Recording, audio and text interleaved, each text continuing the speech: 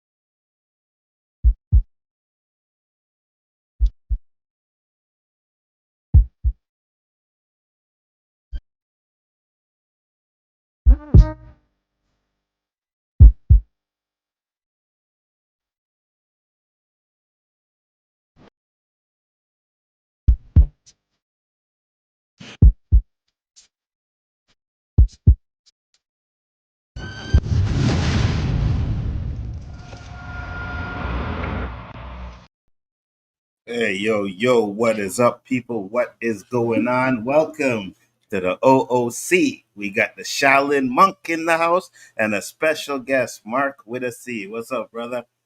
All right, what's going down, bro? Thanks for having me on. Always a pleasure. You know, it's always good when I can come in here and wreck you every now and then on some topics. You know what I mean?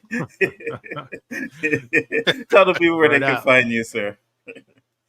Over on my channel, Mark with a C. You know, just come on through. I talk about this, I talk about that. I'm always on the spot, man, trying to give people a different way of looking at things. You know how I do. Always, and make sure you check out the channel.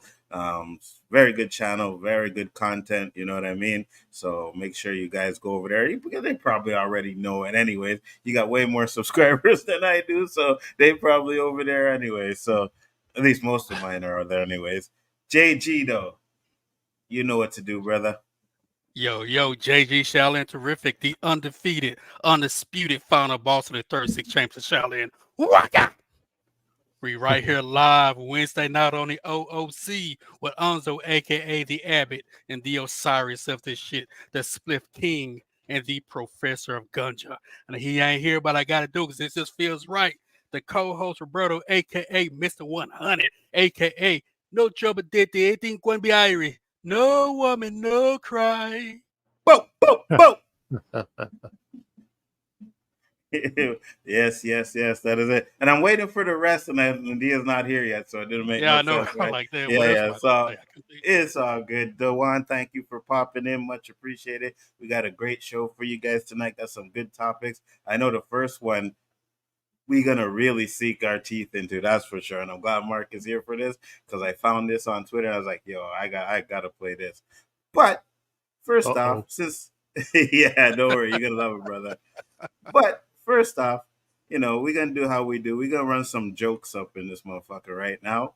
Cause I always like to find some funny things on TikTok and YouTube. Check this one out.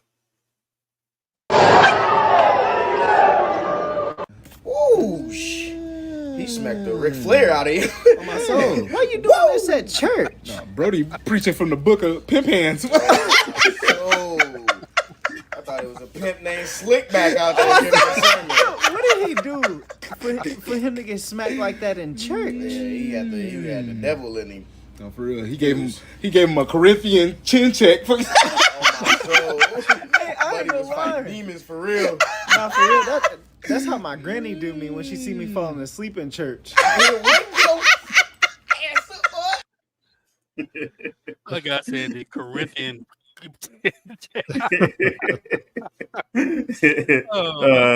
You know how we do. I always have to have some jokes up in here, lighten up the mood. Because boy, what's that?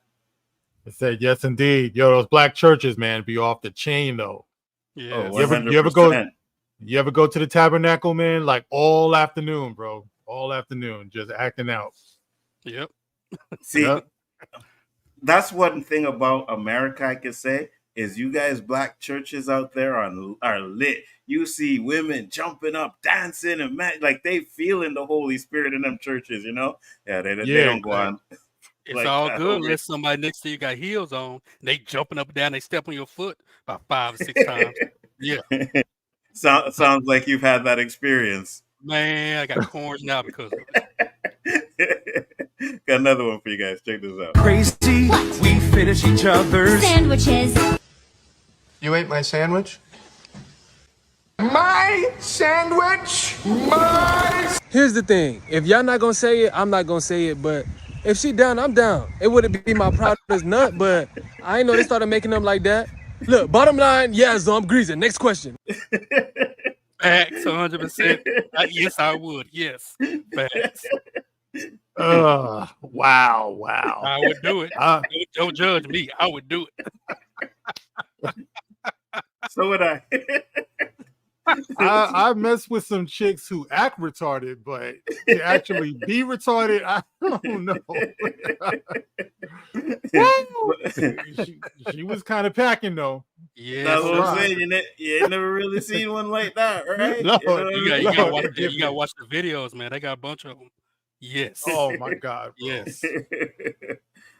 Yes, I'm right there with you, JG. Absolutely, yes. yes. But Mark already done know. He's seen some of the things I posted on Twitter. So yes, that's if you know what I mean. If midgets is a yes. Midgets and shit. Yeah. you done know, right? I gotta say, you are all inclusive, bro. And Yes. that's a beautiful thing. That's a beautiful thing. 100%. My love don't see no color, brother. None whatsoever. You know what I mean? Or height. That's okay. Or after seeing this one, mental illness too, right? Yeah. And also, man, the right night, the weight won't matter either. On the right night. Yeah. Ooh.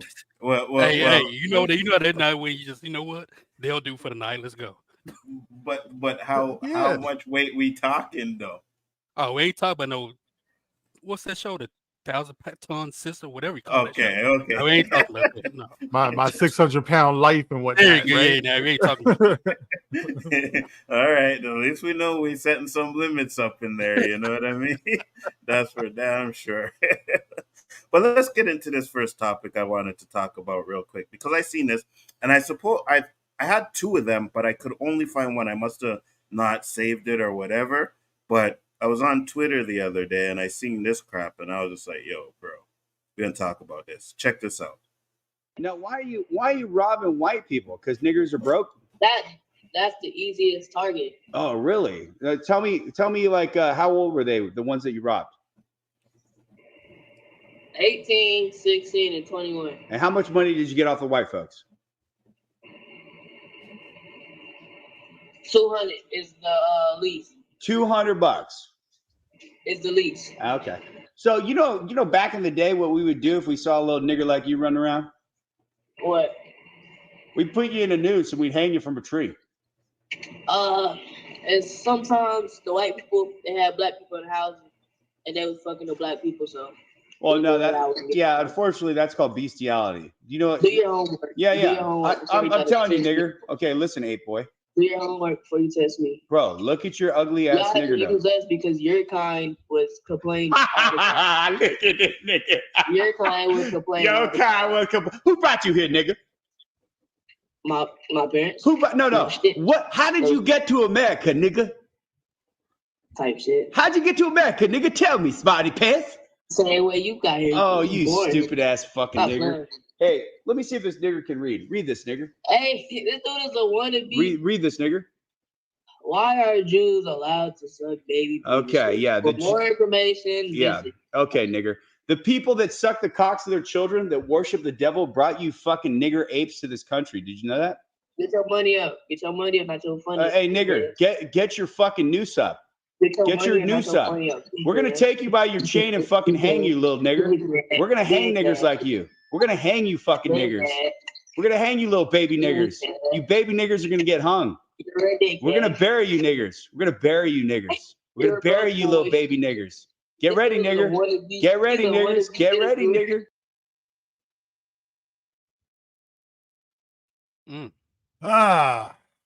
Now you see why I wanted you up on here tonight, Mark. Yeah, I've seen that dude before. Who is he? I don't know who he is. I've seen him before. Because I want to go on his stream and see him talk that shit. I'll go. someone find out who it is for me. Let me know when he streams. I'll pop on there. But go ahead. You know something? I mean, obviously, you and I, we are not his target audience. He wants people on there who have no idea. Like when I see a kid like that, I realize that's a kid who wasn't raised by a good father. He wasn't raised by a father who prepared him for what's going on out here in the world. You know what I mean? And unfortunately, that's a damn shame. You know, every time he called him, you know, the N-word, he's answering. You know, like, bro, it's like, at what point are you just like, yo, fuck this? You know what I mean? Like, why is he even on there? That's the thing. It's like, and this dude is just firing it off like he doesn't give a damn, you know, because he understands he's dealing with the kind of mind that hasn't been prepared for that, man. It's perfect for somebody like him. That's what he wants. You know, believe me, he wouldn't sit down. He wouldn't meet with you. He wouldn't meet with me. You know, I'm sure he wouldn't meet with JG. And you know, this motherfucker wouldn't say that shit to our faces either, right? These fucking tough internet guys, they can talk all their shit in front of a computer, but when it comes face to face, you know that talk ain't coming out. Yeah. JG. Oh man. I'm sure I'm not the only one that just want to jump through the screens, choke slam them, do anything to them. You are not. You know, I'm almost wondering, was that, like Mark said, it's a certain demographic of Black person they put on those streams, right? The ignorant ones, the ones that can't really articulate well, who can't come back at them with anything of any substance, right? Like Mark said, somebody like us, he would never bring us on there, right? Because all he's doing is firing nigger. Like Mark said, he's answering to it. Why are you even answering to that? Why are you even on there that long? Yeah. Right. And it makes you wonder, did he pay this kid to be on there? You know what? I know kids around me. I know kids around me that wouldn't take that. I don't know if you guys saw the video in Nashville, Tennessee, where you had these group of white guys. I don't know what supremacist organization they were with, but these Black kids were walking across the street. They were hurling racial slurs at them. Them kids weren't going. They were like, "Yo, we'll gut you. Who are you talking to?" Right? So I can only but believe he paid that ignorant kid to be on there. And you know what the tricky thing about this is, right? Is that a long time ago, I tried to train myself to be desensitized to this type of thing because I realized when I was a young buck that I could go to jail for this. I could go to jail for somebody calling me out my name.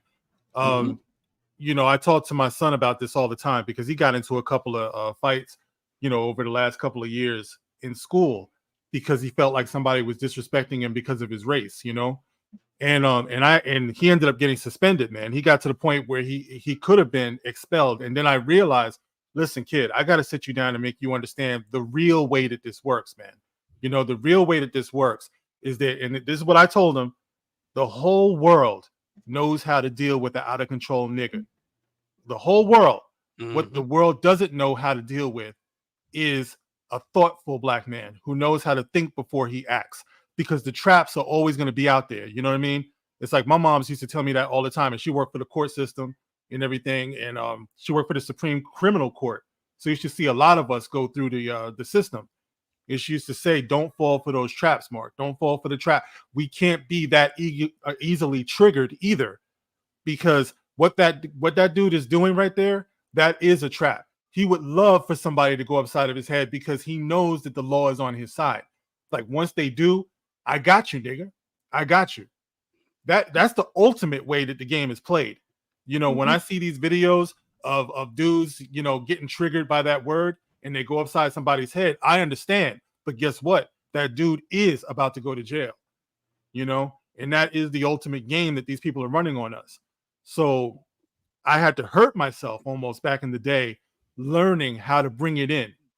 You know, that's kind of the way why my mental is the way it is right now, because I refuse to be easy for these people. My whole game is something completely different.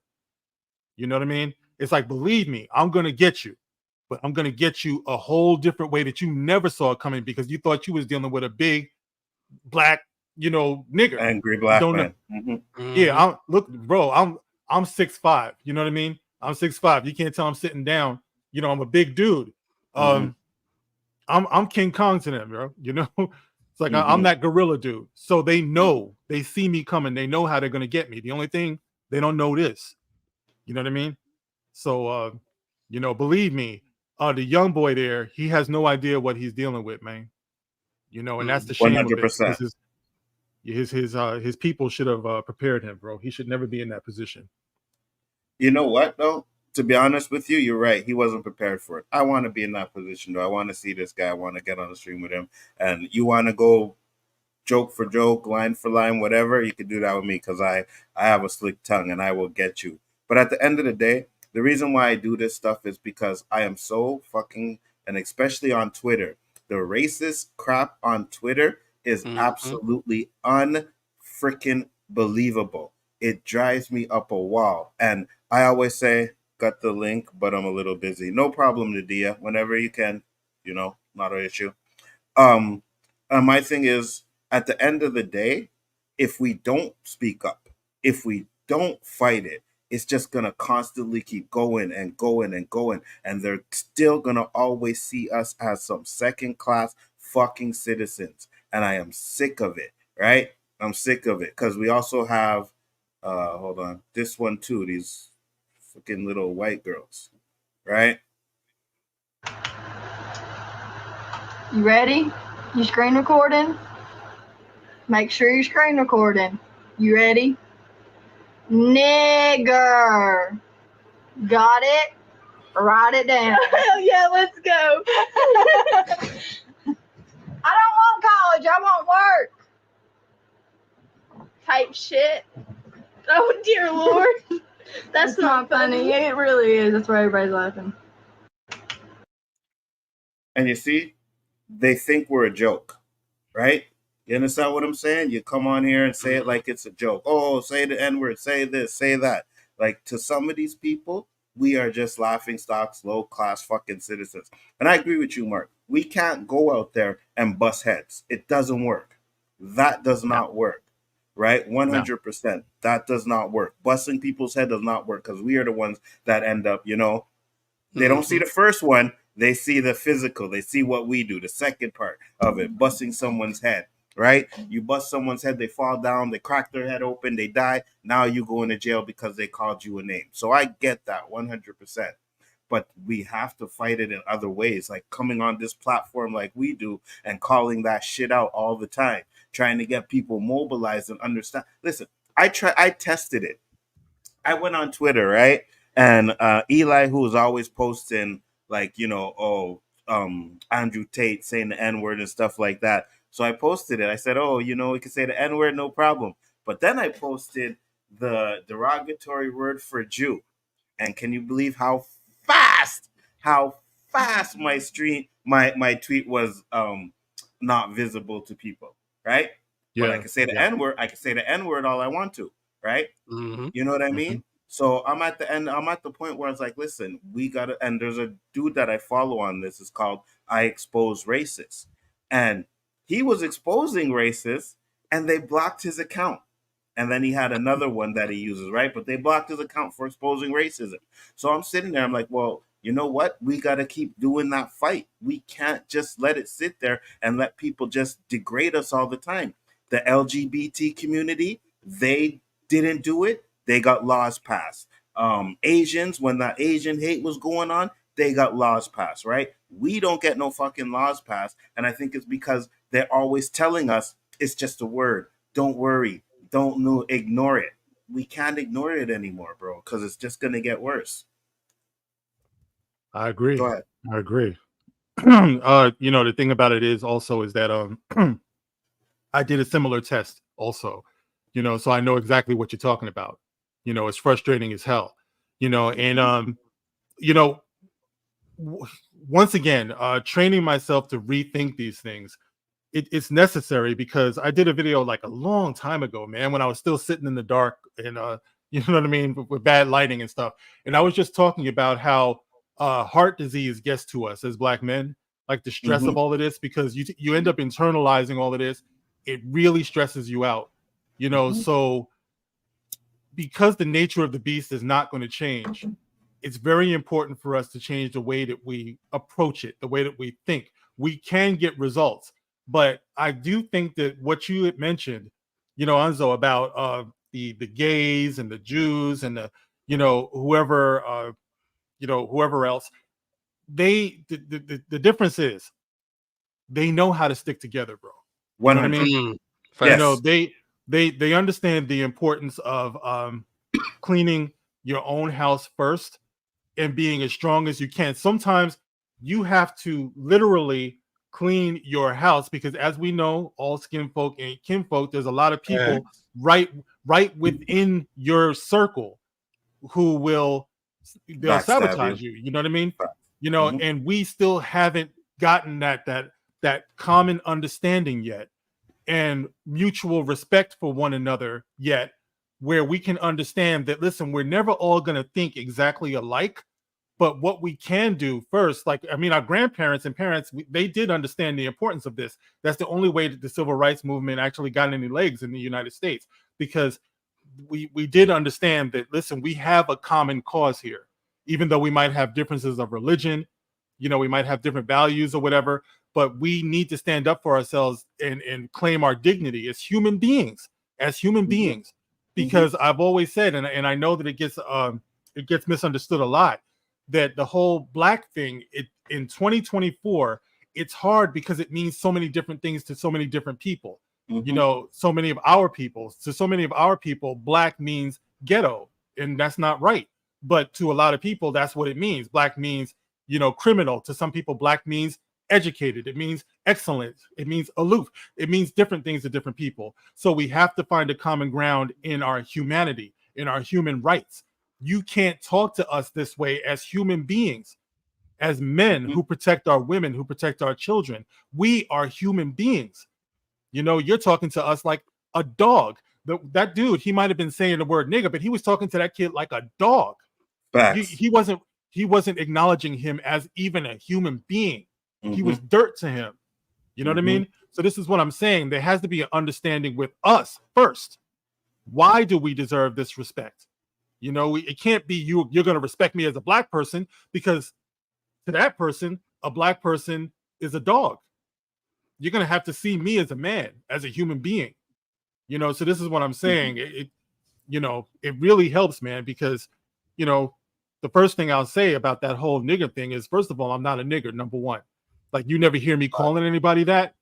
I don't tolerate anybody else calling me that, except you occasionally, Anzo. But anybody else, anybody else, I'll check them fast. Because I don't ever want somebody to say, yeah, well, I heard you letting that person call you that. No, you didn't. And if you did, it's because we're real cool. But most people, I just won't, man, because people watch us and they see how we regard each other first. Respect is hard earned. And if they see us, what up, nigga? What up, nigga? So what, nigga? Yo, bitch. And the whole world is seeing this. We're gonna get that back. We can't stand up for ourselves until we show that we're strong within ourselves first. I agree with you 100%. JG, your thoughts? I remember one of the first times I ever been called a nigga was way back when Rush Hour came out. You guys remember that line where Jack Chan goes into that pool hall and says, "What's up, my nigga?" All of a sudden, people were saying, non-black people were saying, "What's up, my nigga?" like it was cool, right? Like it was okay to say it. One thing we got to get away from is allowing people to use nigga with an A or with a hard R. Either way, we need to let them know you cannot use either one of those words towards me. I don't care how cool you may think it is. I don't care if you got a black friend that allowed you to say it. You deal with him. This is me. I'm not him. Like Mark said, we're not a monolith. We all think the same thing. We should have the same end goal, but we all don't think alike. We need to bring back that family dynamic we used to have, right? Especially down south, way back in the day, our cousins were like brothers and sisters, grew up around each other, right? We also got to get away from the whole you're not black if you're biracial, you're not black if you live here, or you're not black if you live there. We got to remember that we are all one family. We're all one diaspora. Whether the boat landed us in America, Jamaica, Haiti, the UK, whatever. We are still one family. We have to get back to that. This young lost 100%. soul that was on that video, I'm calling him a young lost soul because I felt bad for that kid, right? Because I'm gonna call him a kid. I don't know how old he is, but to sit there and be degraded like that, like Mark said, treat him like a dog, and then assume that he couldn't even read, right? You know what I mean? But that happened way back in the day, and it's still happening now. Mm-hmm. I remember I was a junior in high school, and we had a Korean exchange student. He loved black hip hop culture, loved with his dread, anything, right? And when he said these words, he was a senior, I was a junior, and he always sat around the black kids, right? Mm-hmm. And his other senior came to him. He was white, of course, but he said, "Hey, you want to come hang out with us?" He goes, his exact words were, "No, I want to hang with my niggas." I could tell he waited for that moment for I don't know how. Yeah, for sure. And we laughed about it, but we were like, "Hold up, did he just say what I think he just said?" Mm-hmm. Mm-hmm. But he didn't understand, right? And so, well, I'm assuming he didn't understand. So we got to let people know, not through violence, because, like you guys said, if we strike back violently, see, the black man can't keep his composure. See, the black man can't take this. He can't take that. He's like an animal. No. Let's say, yo, look, you said it. I'm telling you not said it. You're saying it again. Okay. Excommunicado. I'm done with you. Mm-hmm. We have to separate, like Chris Rock said, the black people from the niggas. Facts. And it's not just that too, right? We also have to, because I noticed there's this thing going around in America now where it's like FBA tethers and all. And I'm like, where's all this stuff coming from? Like, you know what I mean? Like, I don't care if Roberto wasn't born here. He's from Jamaica, came here, right? Now I was born here. My family lineages is all in Canada, right? That don't make us any different. But I know there's a lot of thing where, and especially that Rashid Tahit guy, he's always on this. I'm a foundational Black America. I'm a foundational Black America, right? You're a tether. You're a tether. And I'm just like, bro, this is what we're doing. This is another way to divide Black people. Yeah, you know what I mean? Yeah, I think that some of that, it could be him trying to exploit the fact that there's this feeling that Black people who come from different places look down on Black Americans, right? And in some cases, I would imagine that's true because bigotry exists between all groups. But I grew up in New York. I grew up in Jamaica, Queens. It was very, very largely Jamaican and Haitian, so exactly. But I mean, it wasn't nothing until like you got with some Jamaicans, some Haitians. Like we all had fun together. It was all cool. We grew up together, and we learned from each other. But there always was the attitude of Black Americans being lazy. You know what I mean? Yeah. It's like that was always out there. And what can I say, man? It's like, if it don't apply, let it fly. But fuck, there's a lot of people out there that's lazy. You know what I mean? Facts. It just is what it is. So there's some hard feelings there because I think that they've picked this to exploit, and it's not a healthy thing, man. Because I first got wind of this probably a couple of years ago. I heard them talking about this tethers thing, and it's really come to a head now because Kendrick dropped the "Not Like Us" thing, and now they're like directing this to fucking Busta Rhymes, to Fat Joe. It's like all of these people who contributed to the culture, are now like facing this. And I know Busta said something that was out of line. I know he did that kind of caused it, but at the same time, it is alarming because, like you said, it's just another division that we got to deal with now. You know what I mean? 100%. And I'm like you. I grew up with Jamaicans, Haitians, Bajans, like from all the islands. Never once did any of them ever say, I'm not Black, or I'm not a Black Canadian, or I'm not this. You know what I mean? Now, what I will say is when these Haitian kids, they first came from Haiti, they moved into our building, right? They used to always say to us, oh, you guys ain't Black, right? They used to have that mentality that because we weren't born from like Haiti, the motherland, or back country, we weren't actually Black. But they grew out of that real quick. And I guess that's the mentality, right? But now just to sit there and hear people saying, well, you know, you ain't a foundation of Black America, so you don't have no say, or you ain't really Black and stuff like that. And I know he says a lot that a lot of these people come from countries and say that they're not Black. I personally have never had that experience. I have never met an African or a Jamaican or a Bayesian, and I've never heard them say they're not Black. Never. Right. So I don't understand. And maybe he may have had that experience, but I'm pretty sure it's such a small number that you can't put that on everybody that comes from another place. You know what I mean? Right? Yeah. Because a lot of, and I said this last week, because a lot of Black Americans talk about, well, you know, you're not Black because you're not part of the culture and this and that. And I'm like, well, you do understand that Black Canadians have a different culture than Black Americans. Black Americans have a different culture than Blacks in the UK. That does not change us being Black. You know what I mean? We still go through the same struggles that every Black man is going through.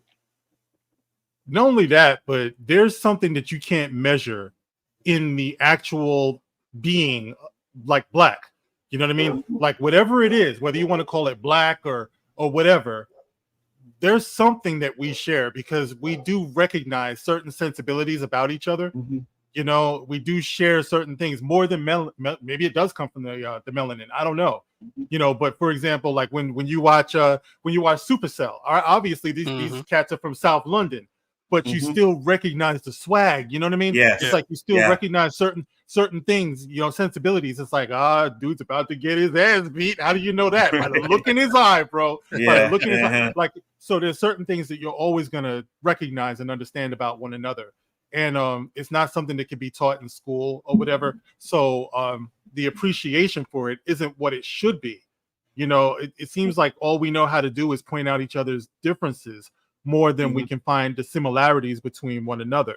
You know, but once again, respect is earned. So if you're coming from, you know, Jamaica or Haiti or something, and you're meeting Black Americans for the first time, unfortunately, in a lot of ways in America, our reputation precedes us. So you see a lot of negativity on TV. You know, our image isn't what it should be. So you don't know what to think. You know, if you're coming from someplace else and you're meeting up with these, you know, Black Americans for the first time or whatever, and it's not always flattering. So it is a matter of getting to know one another, you know, giving ourselves the respect of, you know, just like tolerance, so to speak, you know, and, you know, realistically speaking, if you're like first generation, it might be a little bit harder. But I think for the children of first generation, you know, immigrants or whatever, you become a little bit more into the culture, you know. Absolutely. I think you find the bigotry when you know, depending on what generation you're interacting with. 100%. Danny sent a $2 super chat. Thank you, Danny. Much appreciated. He said, "What's up, gent? This show should be interesting." Hey, wait, hold on, Danny. All my shows are interesting, bro. Not just this one. All right. What are we doing here? I see that little slide. No, I'm just messing with you, brother. What up, Danny? What up, Danny? But yeah, and that's what I'm saying. Like at the end of the day, and I sit here and I watch like these coonery channels and these guys getting like all kinds of subs and 100K, you know what I mean? But then when we talking real stuff, people ain't tuning in. You know what I mean? Because we ain't acting the coon. We ain't trying to educate people. And it's like, when are people going to learn that we need to educate ourselves, man? We really do. You know what I mean? Yeah, man. Like if we were on here now talking about the divide between Black men and Black women, and we was like going off on Black women and stuff like that, it would be a lot more viewers. It's like that's kind of the only way you're gonna blow up as a Black content creator right now. It's like you got to be caught in some type of controversy, or you know, and you know, just straight talk is not always something that attracts a lot of people. But you know, man, you drop your gems wherever you can, man, and you never know what might take root. 100%. And just keep doing what you're doing. You know what I mean? For me, it's about coming on here, having great conversations with you guys. One day people see it, they do. If they don't, it ain't no business, right? At the end of the day, like I said, I want us to be seen better. I want us to do better. You know what I mean? And I'm sick and tired of the second hat, like, oh, it's just a nigger, who cares? Type of attitude with us. It's just driving me up a wall now. You know what I mean? And it gets to a certain point where we can't ignore it anymore, man. We really can't. We don't have to use violence, but we have to unite. Like, yes, if we could continue to have like them kind of million-man marches and continue to, unite people, because that united Black Americans, like not just Black Americans, because people from all around the world came, right, for that march, right? You were there, right? Right. So people came from all around the world. That's what we need. We need to have that type of unity. And when we have that type of unity, then we can start saying, okay, you know what? We need to go and get these guys. But I think one of our biggest issues is we have no good leaders. That's a big problem. Danny said, yes, I really can't stand these channels that bash cops and talk about their country is so great. And weed is the best thing since sliced bread. Those YouTubers really pissed me off. How about you, Nzo? So first off, Canada is the best. I'm sorry. The hate is real. I get it. You in America, you in the South, you mad because Canada is like heaven, right? I get it, especially you being like the church man, you found God, you want to go to heaven. So obviously you want to come to Canada. I get it, Randy. I get it 100%. But the weed thing. Danny. Yeah, go ahead, Mark. you know me. I here it is.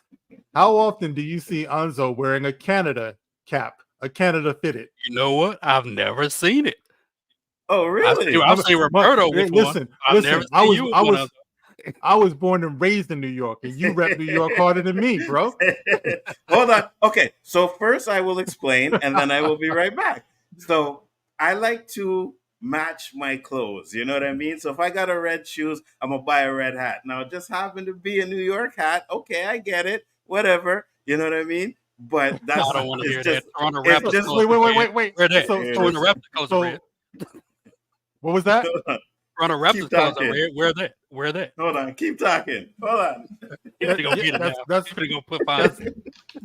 what I'm saying. So I can expect you to be wearing a "Make America Great Again" hat sometime in the near future. Then, if you want to color code coordinate.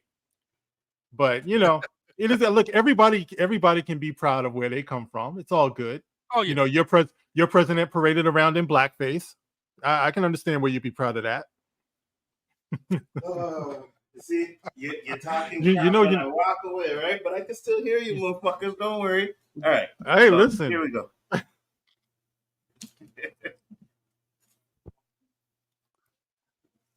Where's he at? You probably found it. Oh yeah. What are we talking here? There we go.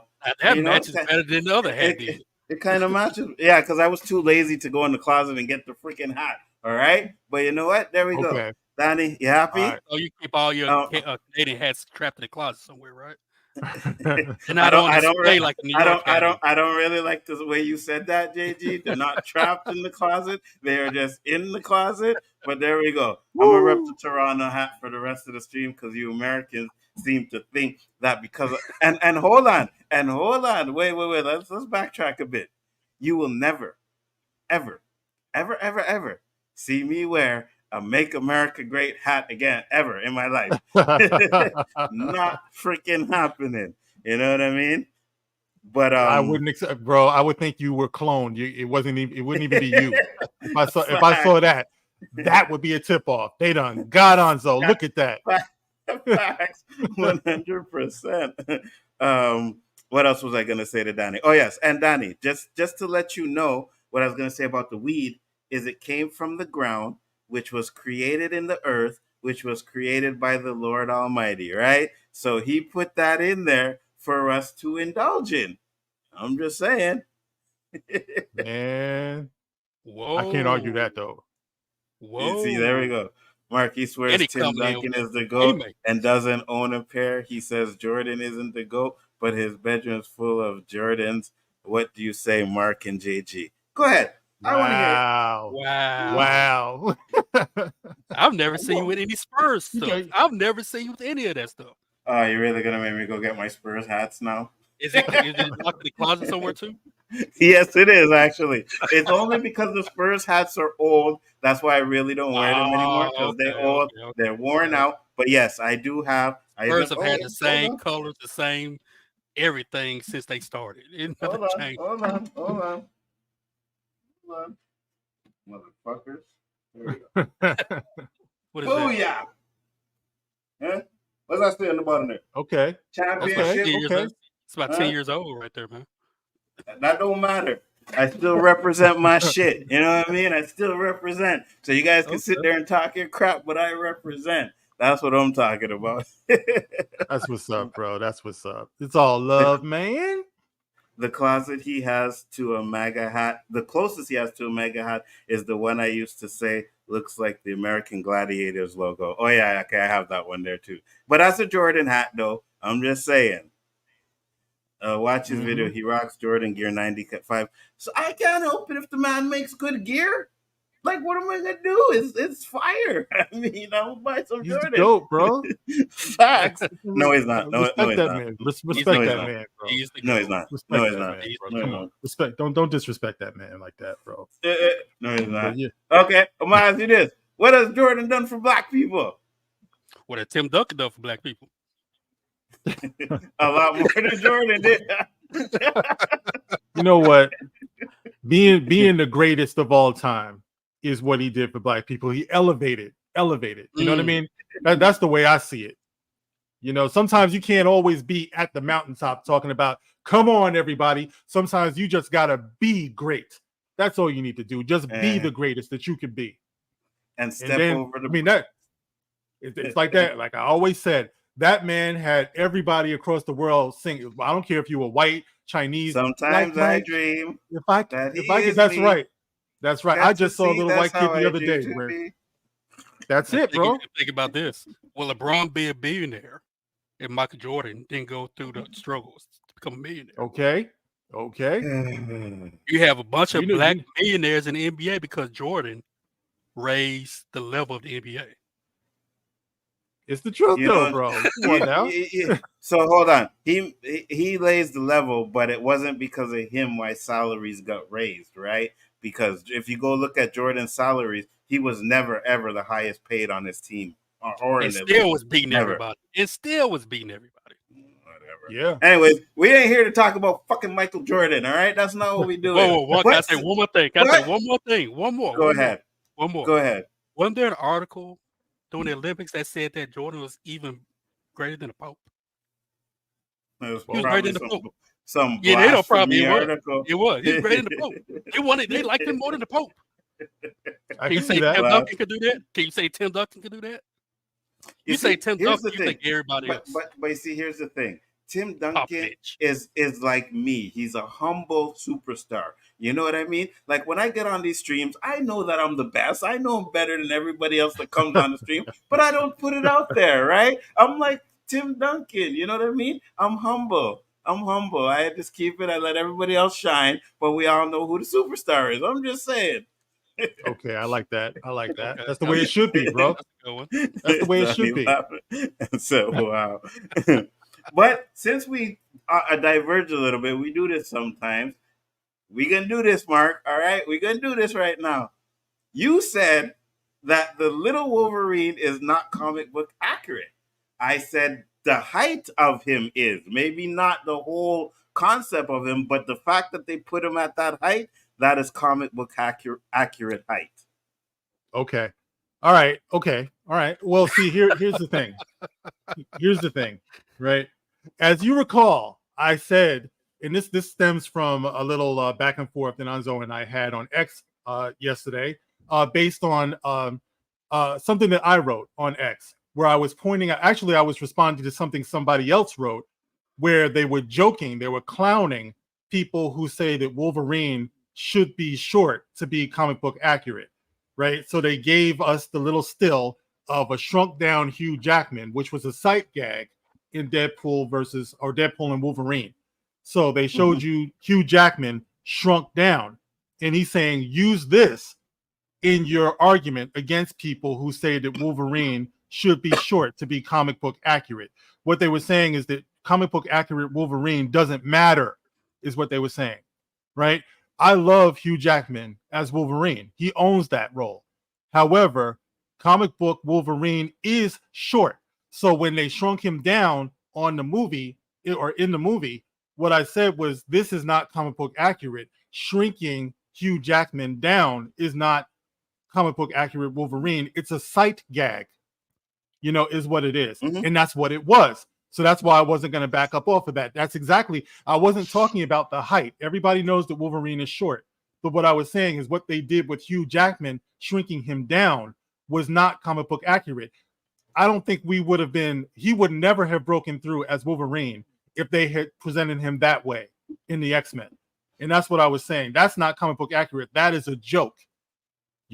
Wolverine is actually, if you like, to me, I think one day, if we get a comic book accurate Wolverine where you actually get a short guy who goes crazy, who was in the gym, who's hairy, talking about, hey, bub, I think that'll be freaking awesome. And that's all I was saying. It's like what they showed there was a joke. That's what I was saying. You know what I mean? I agree with you. Yes, it was a joke 100%. But I think what the argument was, and what a lot of the argument is that people say they want a comic book accurate Wolverine, which is that height. So I don't think people were talking about, I think they were just mentioned in the post, I think they were just talking about the height of him, not the fact that they made a joke and they shrunk him down. Because obviously he looks funny. Like if you're going to do that, you're going to get someone that's 5 foot. You're not going to shrink a 6 foot man down because it's going to look like that, right? So I thought that was part of the joke. But the more when people say comic book accurate, they just mean that that's his actual height. At least that's what I was thinking it was.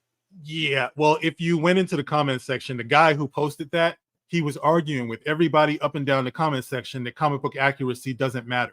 So that was his point. He was just saying, he doesn't care, about comic book accuracy. And that's why I was saying that is not an example of comic book accuracy.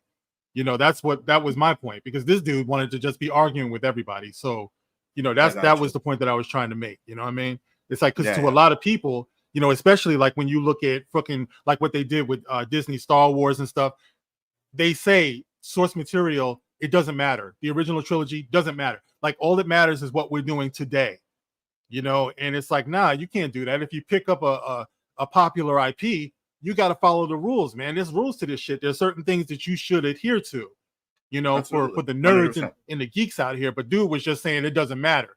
Nah, it's like Wolverine is supposed to be a short dude. I love Hugh Jackman, but I'm just saying we just can't ignore the fact that that's the way he was conceived. So that's all that was.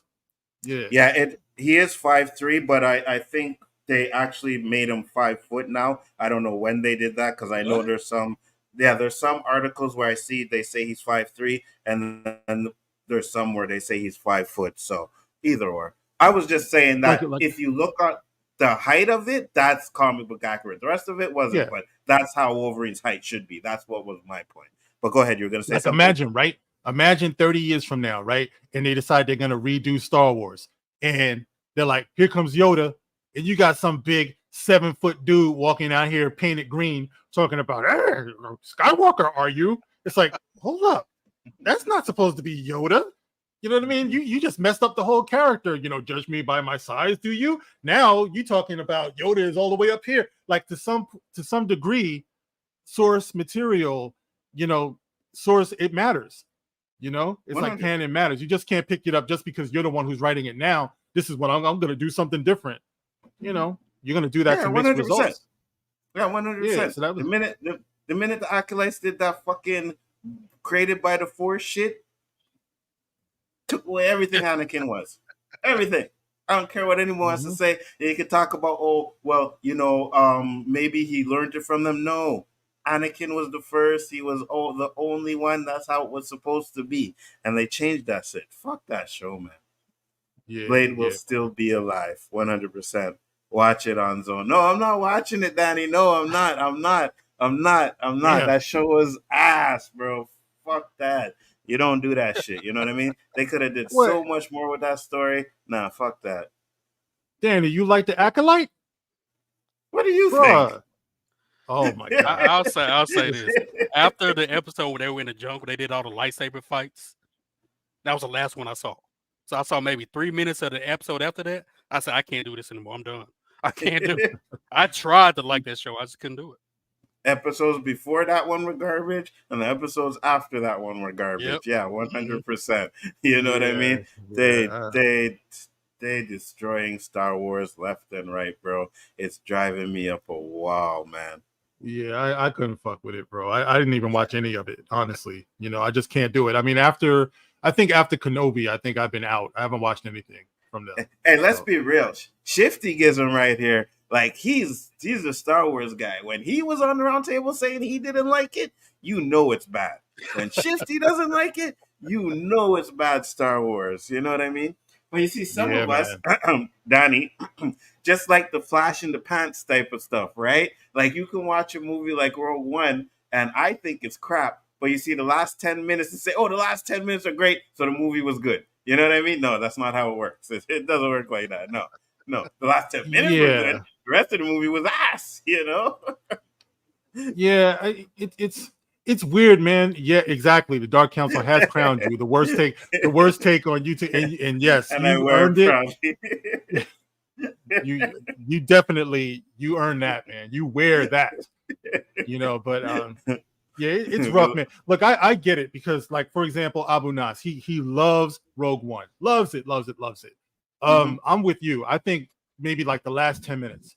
You know, that's what got my attention. I was asleep up until the last 10 minutes. Then I heard people cheering. Then I'm like, what? Something's going on? Oh shit, it's Darth Vader. You know, so that's the way it went down with me. You know, but I think there are some people who just you want to immerse yourself into this world. You want to enjoy the story of it, but to other people, it's just like, wait a minute, this is not Star Wars. You know, this just doesn't feel like Star. Like it could be good, it could be okay, but is it Star Wars really? Is it really? Is that giving you the old feeling that you used to get watching classic Star Wars? It's really not. Like I get that you're enjoying it and stuff like that, but bro, don't lie to yourself. You know what I mean? The Acolyte is not fucking Star Wars. Don't lie to yourself, bro. You can enjoy it, but it's not Star Wars, man. It's not. The Jedi are not supposed to be the way that they're presenting them in the Acolyte. Facts. You know, and to be honest with you, I don't think Mando is Star Wars either. I'm sorry, I just don't. I'm not a huge fan of Mando. Is it okay? Yeah, it's watchable, but it's still not Star Wars to me. You know what I mean? And I can give you that because I enjoyed certain aspects of The Mandalorian, but you're absolutely right. You know, I don't understand why it's so hard for other people to say that. Look, I enjoyed it, but you are right. This is not classic Star Wars. It's not. No, I know why you like it, Donnie. I'm just messing with you. I know why you like it. You know what I mean? It's more or less because of the intrigue and what possibilities that can come. That's why he likes it. But I just watched and I was like, I am absolutely bored of this show. Like I couldn't do it anymore. I was watching it for Amanda Stenberg, and that she couldn't even help that show. Facts, right? She couldn't help that. That show was just... That's another thing. When's the last time Star Wars had any sex appeal, man? You know what I mean? Like you remember Queen Amidala when she came out in the white outfit and all that stuff, and we were just like, yeah, you know, and Anakin, you're gonna have to hit that for me, bro.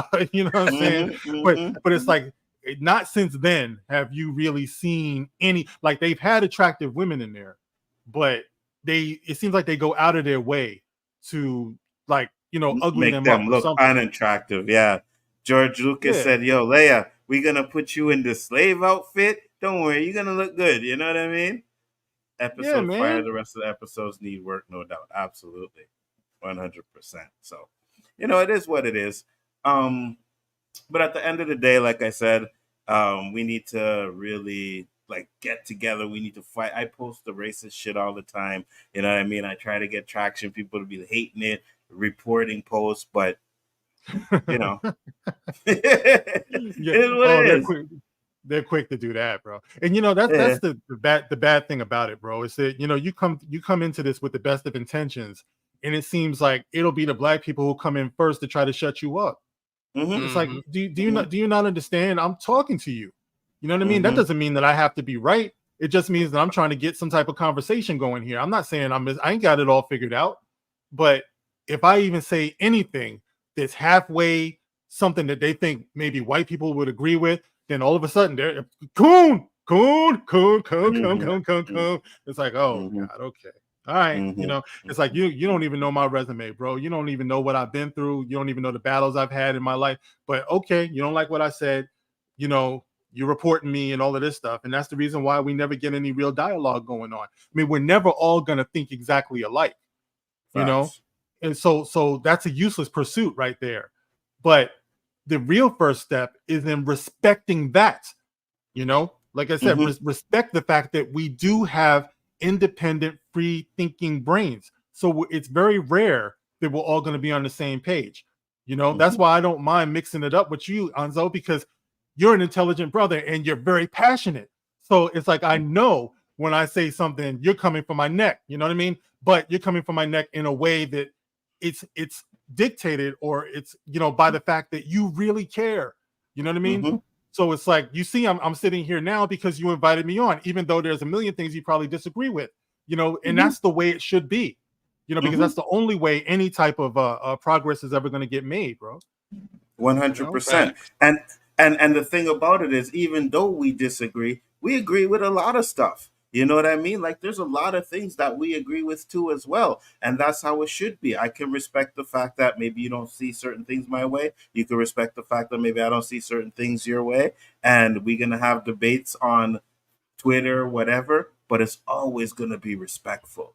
You know what I mean? It's always going to be like, you will never hear me run around saying, oh, let's look at this coon mark. You know what I mean? Because he's saying that bullshit. Like, I'll never do that shit, right? I'll never do that. Because there's, first off, you're just going to end up being like, okay, fuck this guy, right? I ain't going to want to deal with this guy anymore. Like, fuck him, right? And me, it's disrespectful to you because I'm just shitting on your opinions like, oh, well, you know, instead of having a debate, right? There may be a time where we'll have a conversation. You may, you know what? I never seen it that way. Or maybe I never seen it that way. You know what I mean? And that's how it's supposed to be. 100%. Yeah. It's not supposed to be this arguing and fighting and all kinds of, you know, calling each other names and shit. Like, I see a lot of these guys when they try to do debate shows with people that don't agree with them, it just gets out of hand. It's unbelievable. It's funny sometimes, right? But it's just like, come on, guys. Like, we're not getting nothing done if we're just gonna sit here and hurl insults at each other. You know what I mean? Like, there's no coming from that. So nah, it's like, you know, you watch a lot of these white content creators, and I've seen like the most terrible beefs between, you know, like certain content creators out here. And the funny thing is, either they're going to decide that they're not going to fuck with each other anymore, or a lot of times they will find a way to find some common ground. You know what I mean? Even though they know that they disagree on certain things, they understand each other's passion and where they're coming from. You know what I mean? So it's like, you feel this way, I feel that way. This is the way we're going to feel. But honestly, there's no reason for us to be fighting, is what the mentality is. You know what I mean? 100%. So it's like, you go forward that way, and, you know, you see them streaming together and all that. Oh, weren't they just beefing? They ain't beefing no more. Now they're making money, because now, you know, they combine their audiences, you know, and they represent their common interests. That's the reason why I don't go so hard on a lot of these other like white content creators. And I've talked to you about this before. It's because they know their audience. You know what I mean? They know their audience. They play to their audience. And to some degree, that's risky for them, because they do lose their own identity after a while, because now you're just dancing for your audience. So if you attracted an audience full of racists, now guess what you got to be? You know what I mean? And even though a lot of these people, I've interacted with them personally, I know you didn't start out that way. But look at you now. You know what I mean? You can't be anything else now, because now this is where your bread and butter is at. This is where your money's coming from. You know, so you got to be so careful about the audience that you attract too. 100. You know what I mean? Yeah, man. Listen, and that's a good point. Yeah, go ahead. No, I said there's a reason why they do consider us to be influencers. You know, even us with our combined sub count, we are still considered, I think they call us micro influencers, but that's okay. The influencer is still there. You know, because there are some cats out here that got like fucking like 5.5 million subs. You know what I mean? So it's like I just look at, you know, dudes who got like 100,000. It's like, okay, you got 100,000. There's people out here with 10 million out here. You know what I mean? So don't trip. You know, as long as you got like a couple of minds, a few people out here who's listening, you know, all of these people here, you know, that's in here now, you know, I always say, man, it's like you got the cream of the crop, man, because these people are here because they want to be, because they want to hear something, you know, that maybe they didn't think about before. You don't just have a bunch of drones, you know. So that's what's up, man. And to your point, right? Because I remember, like, I used to watch Amazing Lucas, and I hated this guy. Like, I could not stand him. He was like the original Candace Owens, right? And then he switched up, and he kind of, like, you know, seeing certain things. He stopped talking the Candace Owens stuff, and now he's more on, like, on the black side, black stuff, black this, black that, right? But he had at least 800K subs before he switched up, and now he's at like maybe 4K or something like that, 400K or something like that. But he lost a lot of subs after he switched up. And that's the thing, like you said, a lot of these content creators, that's their money. You know what I mean? So I can't switch up. Even if I don't think that way, I can't say that I do, because now people are gonna and fans, people, and I don't even want to call them fans, but people that watch you are fickle, bro. They could agree with you everything you say, right? Had it to me. This was the one dude he used to agree with everything. Yo, Anzo's the man. He's this and that. And then I said I didn't like Mortal Kombat. And you think you know everything. Mortal Kombat is great. Unsub. I was like, damn, really? Okay. Sayonara. You know what I mean? But just like, that's what I'm saying. You know? I agree with everything you say, and the one thing I think I know everything. Like, come on, go ahead. and that's the reason why. That's the reason why you will have a long time growing. You know what I mean? Like, it's gonna take forever, and I'm comfortable with that, bro. It's like I stay pissing people off, and that's okay. Like, I get that kind of thing all the time. Unsubbed. I'm like, bro, don't sing me a song, just go. It's like, I don't want to hear you. What are you announcing? I'm imagine every time you walked out of someplace, I'm leaving. You know what I mean? Okay. It's like, go, you know, but there it is, man. It's like, okay, there's something that you don't agree with, and that's cool. But, you know, like you said, they're very, very fickle, man. You know, it's like, if you want to dance for your audience, you're never, like, imagine how frustrating it must be if you have to do a video or a presentation and you're always thinking about, are they going to like what I say? You know, are they not going to like what, you know what I mean? It's like, you just be pathetic, man. You can't care. You can't care, man. Facts. Yeah, that's why I always admire Prince. You know, I always admire Prince because I always said Prince went through some phases in his career where it was hard to be a Prince fan. You know, it's like dude came out with pants with no ass. You know what I mean? Like, I'm a hip hop dude, bro. How am I going to justify that I'm a Prince fan, bro? You walking around here with your ass hanging out. You know what I mean? But what I always appreciated about him is that he wasn't afraid to take a chance, and if you were a fan, you just had to rock with him, you know. Yeah, and if you weren't, then you would just fall to the wayside. You couldn't be a Prince fan. So, you know, so I see, you know, a lot of how we do things here is kind of like that, man. You got to make up your mind. You're either doing this for the tap dance, or you're doing this because this is where you're coming from in your heart, you know. 100%. And I always said, because I think I can't remember the video I was watching, but they're talking about, you know, what people want from YouTubers, and it's like you want them to be authentic, you know, authentic, funny. Well, we are authentic, right? Sometimes people don't want that. They think they want it, but no, they want you to kiss their butts, tell them they're the greatest, and their opinion's what matters, and you agree with everything they say. And that's what they want. They don't really want authenticity. You know what I mean? Authenticity. They don't really want it. No, not at all. Not at all.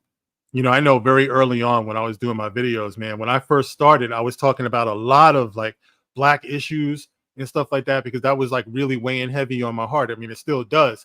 But, you know, it wasn't until I dropped the video for, what was it? The Last Jedi. Right? I dropped the video for The Last Jedi. All of a sudden I come back, you know, to the YouTube page, and I'm getting all these subs and stuff and all of this stuff. And I realized, you know, oh, I got a lot of white subs, you know, and all these, you know, probably for maybe a year or two before that, all I was doing was black commentary. So I'm thinking to myself, man, it's like, what am I going to do here? You know what I mean? It's like, you know, I got all these white subs. I mean, should I play to the crowd? You know, should I, what am I doing? And I just started talking about the fandom from my point of view. You know what I mean? Like this is my concern. My concern is the images that they're putting out there for my son. You know, I want him to be proud of himself. I want him to see something that is not fucking like Disney's minstrel show, you know, and everything. So that is where I decided to take it. Like it didn't have to be either or. It's both. My concern and my interest comes from the fact that I am a black man, a black father, you know, who wants to see what I grew up with do better, you know, and I want to, and if they want to be talking about, oh, we're doing this because we're diverse, we got the acolyte, we got a black lead, and we got this, well, you better come correct, you know, do better, you know, like I want to see something that's really not just pandering. I want to see something that's actually freaking legendary, man. I want to see something truly badass. I want to see Mace Windu. What up, Danny? You know what I'm talking about. You know, Danny's a Mace. He's a Mace Windu, dude. That's what I want to see. I don't want to see somebody just talking about, I'm here because I'm black and I'm making history. No, I want somebody to get in that role and make it their own. You know what I mean? And make it something that is one for the ages. I want greatness. I want excellence. So my you know, what I'm trying to do is not necessarily the same thing is say like a Geeks and Gamers is trying to do. You know what I mean? Like they got their thing, and that, you know, that's cool. Like I said, I don't get down on them at all. And then I got the thing that I'm trying to do. You know, the only problem is that everybody comes up talking about, oh, you YouTubers, you're this and you're that. It's like, nah, bro, don't get it twisted. You know, don't get it twisted. It's like we have different interests. We all want to see better Star Wars. You know, we all want to have good entertainment, but there are reasons why. There are nuances here that might be a little bit different. You know what I mean? And then when you watch shows, when you watch shows like this Supercell, and you're like, these guys making great shows, why can't Disney Hollywood, just Hollywood in general, why can't they do that? You know why? Because they care more about agendas than they do about actual stories. But Danny said, I got this one clown now who's on my back because he thinks I approve of the LBGT lifestyle. I only said that all people need to be treated a certain level of respect that we all would want. Oh, 100%. Mark, what is an intelligent man like you doing on Star Wars sequel trilogy loving channel like this? That's nerd, man. I am so sick of that bald head, fish and chips eating, UK yeah, facts. Facts. Oh, shit. Put another shrimp on the Barbie, eh? Or whatever the hell they say over there. Where are you at now? Vietnam, Thailand? Where you at now, nerd man? Watch out of Bangkok, bro. That's all I gotta say. This clown gets on my nerves. I'm trying not to change into the black Hulk. Lord help me. You see, and that's the thing, Danny. Because I'll say this, because like I like to get into debates. Don't get me wrong. Like if someone says something, I like to go back at them, right? But at the same time, because of the career I have or what I do as work, I have a very thick skin. So you can't let these comments and these things like irk you like that. That's his opinion. Fuck him, right? Fuck that dude, because he don't know you for nothing. And I think a lot of these guys and a lot of people will hear what you say or you know, but will twist it to what they want to hear. And that's the issue. You know what I mean? Like you'll say one thing and it'll be like, oh yeah, but you said you like I say, oh man, I like Pepsi. And then, oh, so you don't like Dr. Pepper. You see, you can't stand. And I'm like, what are you talking about? I never said that. You know what I mean? It's that I like Coke. And that's what they do a lot. Oh my God. Yes, yes, dude, bro. There have been times when I actually wanted to quit doing this because of that type of thing. It's like I take great care in the words that I say, right? It's like I mean the things that I say. I truly do, because I do believe that each word that we say is limited from the time we learn how to speak. So as I'm speaking, I have about 30 words less that I'm going to say in my life, right? So I try not to waste my words, right? So when people come along and twist your words into something that you didn't say, that it can drive you crazy. I did one video where I was talking about George Floyd, right? And listen, I understand there's different ways of. I'm a lot more liberal, for lack of a better term, of looking at the George Floyd thing than I know you are, Nzo. But here's the thing. What I was trying to say to people, to these knuckleheads in my comment section, is that it's not George Floyd's fault that he's been politicized the way that he is. Like, I did some research on George Floyd. He was trying to get himself together. You know what I mean? Like like a lot, like I have relatives who have been through something like this, you know what I mean? Where they're addicts, they're career criminals, but they know deep down inside, mama didn't raise me like this. You know what I mean? I want to do better, but the streets keep on fucking me up. You know what I mean? So I was saying that George Floyd knew that he wanted to do better. He knew he wanted to be a better man. Unfortunately, this fucked up shit happened to him where his life ended up being cut short before he could find what it was that he was looking for. He was a tortured soul. So what I was saying was, George Floyd jokes and shit like that will never be appropriate, because that man, the actual man, knew he had work to do. It was the political people around, especially here in America, that took his death and wanted to make it symbolize what they wanted it to symbolize. That had nothing to do with him. So clowning him is a waste of time. Your problem is with the media. It's with the politicians. All of these people who are doing these things in George Floyd's name, even he wouldn't have agreed with. So who do you think you're serving when you want to clown this dead man? Even though and don't you know, in my comment section, they still clown George Floyd. I'm like, motherfucker, it's I thought I was gonna stop doing videos. It's like, bro, I talked for 15 minutes and you got this is what you got out of it. You still went into the comment section and clowned this dead man, even though I told you, so it can be frustrating, bro.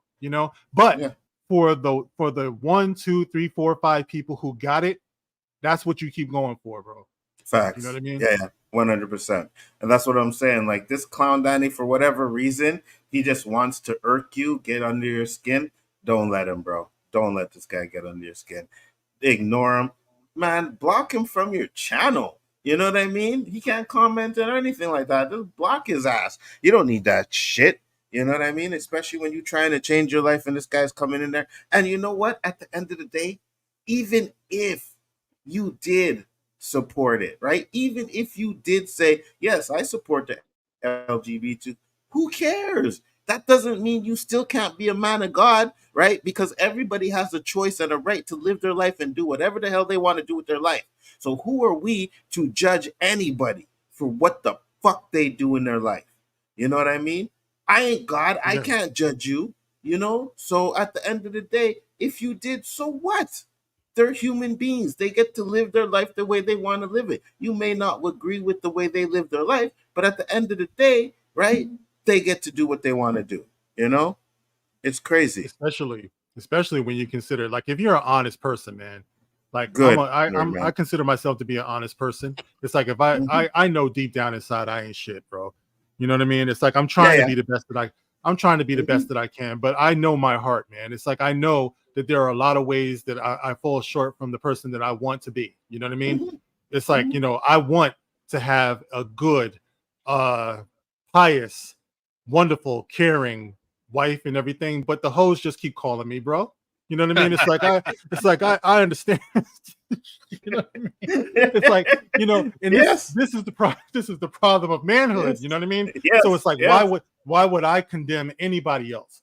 I don't care if you're LGBTQ or whatever. My thing is just leave the kids alone. That's my only issue. It's like, you know what I mean? It's like, do you, like, we only got this one life, man. You know what I mean? I can't call what's wrong and what's right. But my thing is, just leave other people alone. That's my whole thing. But Danny, I know that you understand the concept, man. You're trying to do something that is godly. So you know who you're going to test, right? You know who you're making an open enemy out of when you're trying to move people closer to God. Yeah. As a man of God, you know that you're going to get the attention of the evil one, whatever you choose to call it, Satan, Beelzebub, whatever. Some people call him Trump. I don't know, but the point is that you're going to get the attention of that evil one when you're trying to move people closer. So don't don't let people get to you like that, bro. It's like you're doing something that's important, man. And you never know who could be watching. 100%. You know what I mean? And who you inspire or whatever. I always say like this, man. If I inspire one person, I did my job. You know what I mean? I don't need to inspire the whole world, but if I inspire one person and they inspire someone else and it builds on that, that's all I care about, man. And at the end of the day, like whoever this clown is, screw him. He ain't worth it, bro. He ain't worth your time at all. Nah, and there's a million of them out there. So, like I said, you better get a tough skin with that, bro. Facts. Any thoughts, JG, before I move on? Facts. Man. When I sit here as a younger person, Nzo, wait, was that a slight at me, nigga? You see? You had me say the N-word. I didn't want to say it, but it slipped out. No, but I mean, I love listening to, because you guys are older than me, so I would consider you two elders, like my uncles, elders, like the OGs in the game, right? So a lot of times I like to listen to absorb everything you're saying, right? Because what the world needs to see is we 3 black men from different parts of the world, 2 in the United States, 1 in Canada, different opinions, but all have the same goal in the end, which is to uplift our people, uplift our culture, uplift our community, right? We may have different opinions of how to get there, but we all 3 of us want to get there. Facts. I remember we did a stream a while back when we were talking about black women in births and hospitals. I believe it was you, Nzo, Mark, and Brian, I believe. We're from 3 different places, but had the same story. So whether you're black, like I said, whether you're black in Canada, United States, Mexico, Jamaica, Haiti, we're all the same people. We all have the same story, right? I remember that punk nerd man. When we streamed Way, it was a long time ago. One thing I asked him was, you know what? We should do a stream where we discuss growing up as a black man in America and you're growing up as a black man in the UK. Because I don't know that experience, right? Just like you don't really know my experience. The only thing we know is from what we get from media, what we get from movies, what we get from TV. Unless you're actually talking to somebody who's actually, like Nzo, a Canadian. I don't know what it's like to be a black person in Canada. But listening to him and Roberto, I'm getting ideas, and it's the same story, right? The question is, what are we going to do to solve it? Because racism isn't going anywhere. Bigotry isn't going anywhere. What are we going to do to fix ourselves, to bring ourselves up?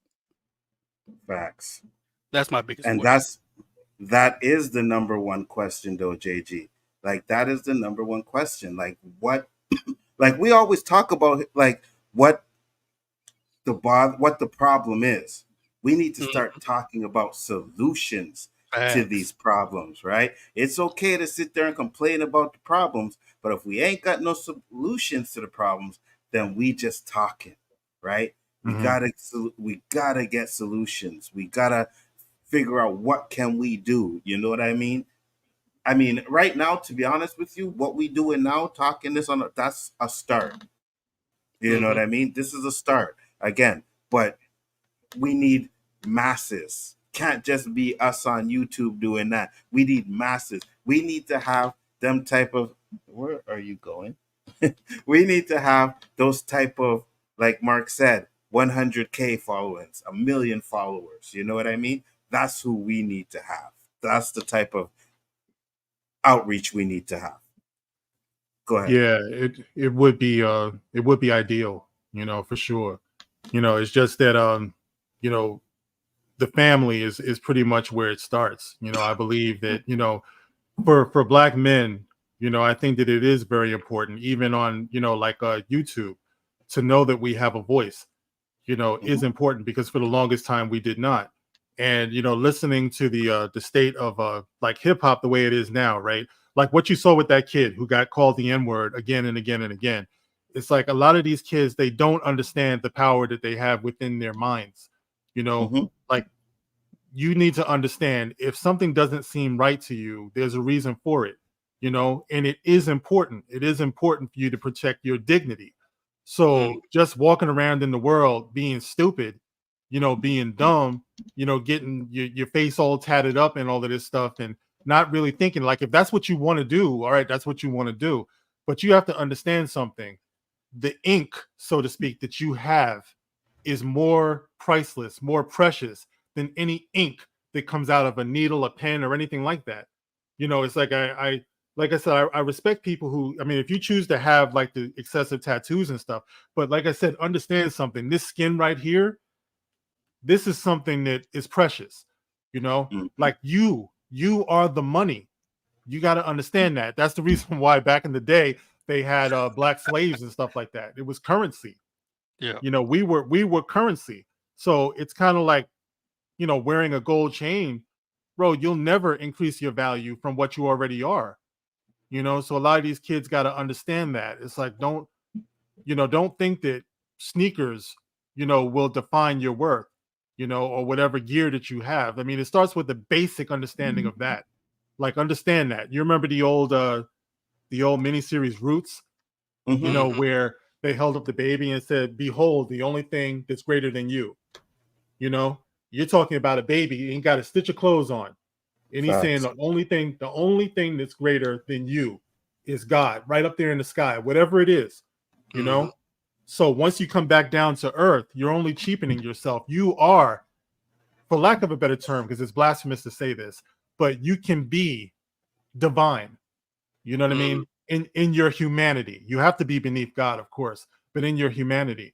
And once you understand that and you have that understanding, then you'll be above somebody calling you the N-word. Like, you really think you messing with me? You think you fucking with me right now because you calling me that? Okay, try again, bro. You know, but I tell you this, you put your hands on me, go ahead. It's like, because what you're trying to do is get me to put my hands on you. If that's what you want, put your hands on me first. You know what I mean? All right, because I know the way this game is played. You know, so you know, there has to be that understanding, man. You know, and a lot of us they just don't have that. You know, to understand that we are precious here, man. You know, and we should address each other that way. We should expect that from one another. And once you get that, you'd be surprised how fast other people will fall in line when they see us giving ourselves that type of regard. You know, like we were talking about before, any difference that we have, you know, Anzo, you and I, you can best believe if you're ever in the street and I'm in the street and there's something jumping off, we got each other's back. You know, you ain't never gonna see, you know, me and Anzo going back and forth like that. You know what I mean? To the point where I'm not gonna protect this man's life. That man is my brother. You know what I mean? I don't care what you think you're seeing online, you know, when we're going back and forth or whatever. And that has to be what it is, because I think that's what is feared the most. What is feared the most would be when black men start stepping up to take care of our responsibilities. You know, our women are waiting for that as well. You know, and you don't have to be married to them. It could be your sister, you know, your mom or whatever. But that's the responsibility. You know, I tell my son any day I could be called away from here. You know, but I say, you know what's going to make me feel better as I close my eyes for the last time? Knowing that I raised a good man, knowing that you're going to look out for your mother. I'm not even with his mother anymore, but I tell him all the time, protect your mother. You know, absolutely. It's like your mother gets scared. You know, she gets scared. She gets anxious. Kid, don't be stressed to her. You know, look out for her. 100%. Danny said, it's sad when tragedy brings us together instead of triumph. We are more interested in making rest in peace t-shirts sometimes than telling our friends and loved ones not to do things to get on that. You know what's funny about that, Danny, too? Right? And even like when it comes to like family, sometimes the only time I ever see my family is when there's a funeral. No weddings. You know what I mean? No weddings, no birthday parties, nothing. But when there's a funeral, oh yeah, we are gonna get together. You know what I mean? And at every funeral, we always say like, oh yeah, you know what? We gotta stop doing this. We gotta stop seeing each other at a funeral. Like, we're gonna keep in touch and blah blah blah. And the next time I see you or talk to you is at a funeral. It's terrible, man. But you know what? 100%. But you know what? A lot of times, like we talk about how we don't have any leaders. Sometimes we might have to take that first step and be that leader. Yeah. Right. Sometimes we gotta take the first step. Like, you know what? Let me call you. Hey, let's go hang out. You don't want to? Okay, cool. At least I made that call. You know what I mean? Yeah. Now, I'm you're right. playing with you, Nzo. It's. I was talking about a lot of people's at funerals, so I'd say the same thing. Yeah, we should hang out, man. I don't call or text anybody, right? Right. Because it's just the way it is. And that's a good point too, right? Because I have to take some of that blame too, right? Why am I the one waiting for them to reach out when I could reach out as well too, right? So I have to take that blame too. You're absolutely right, JG. Sometimes we got to be the one to say, you know what? All right, I'm gonna reach out to you guys and see what's up. And if they say they can't do it, or well, at least I reached out. So I agree with that 100%. And Danny, I know your ass is gonna go to bed soon, but I just wanted to show something real quick. This is how we do it in Canada over here, all right? Now, this is what I'm talking about over here. Man, I want that. Everything you know.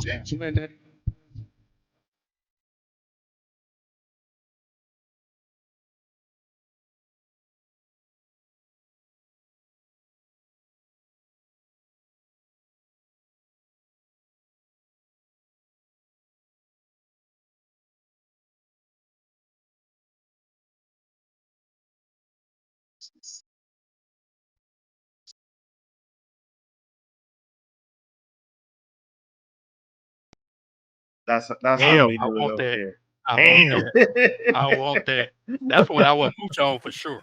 I will be a Me mooch. too.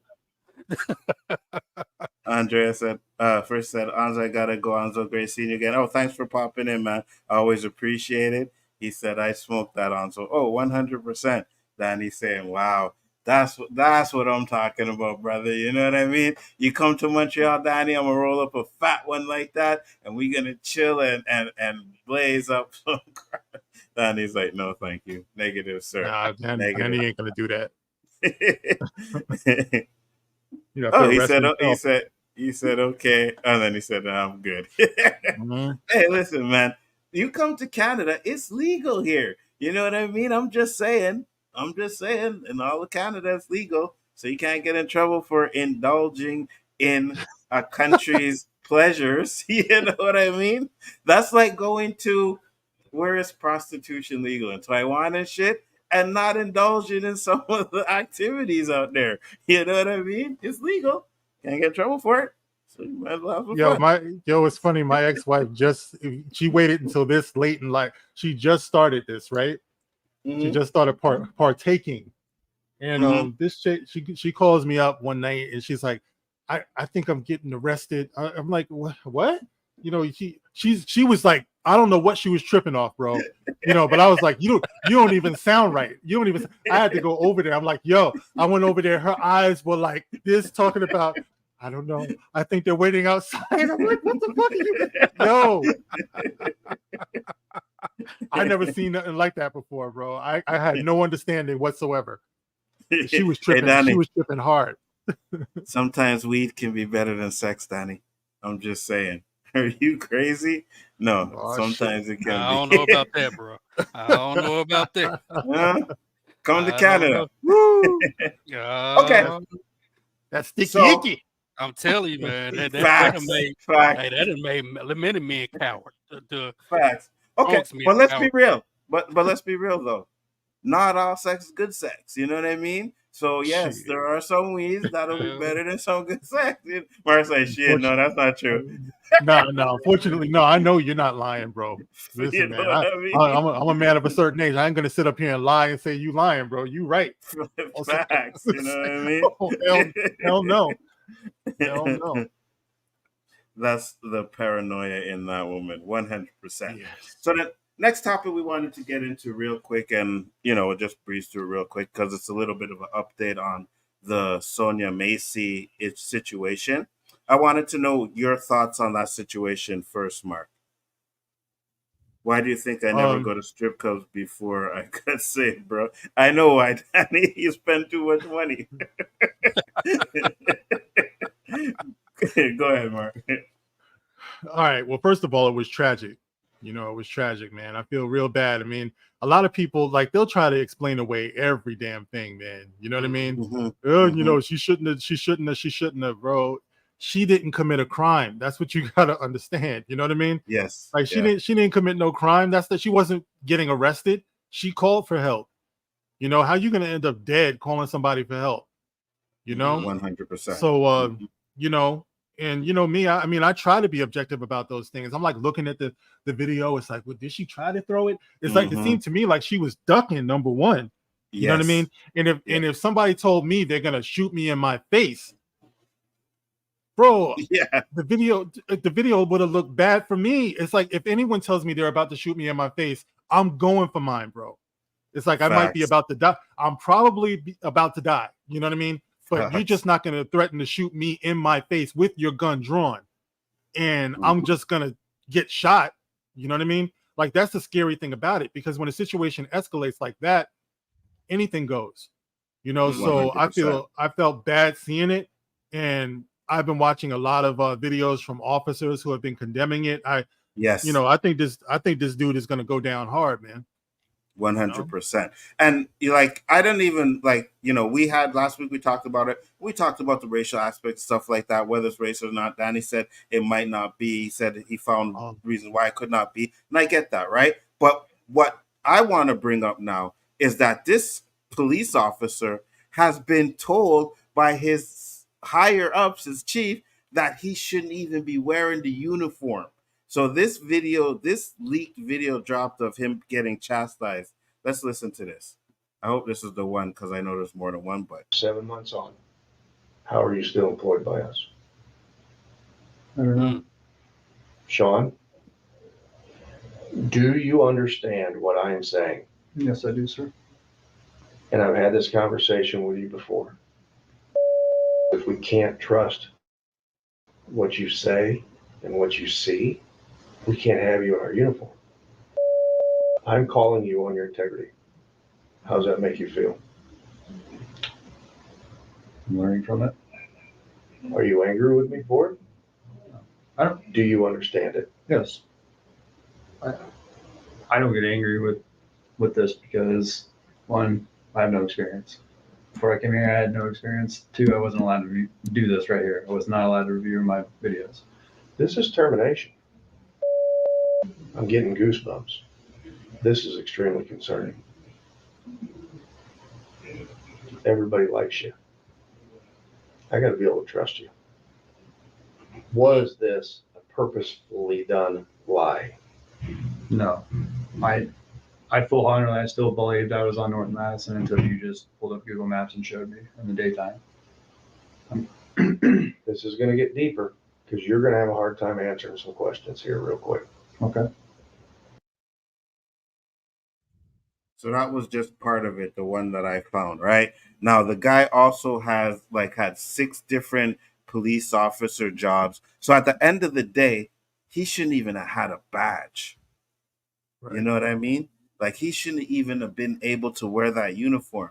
And that's what gives a lot of good cops the bad name. That's the problem that I have. Not to mention that the fact that they went to the house the day before, right? And they knew that she had mental problems. Same cop, you know?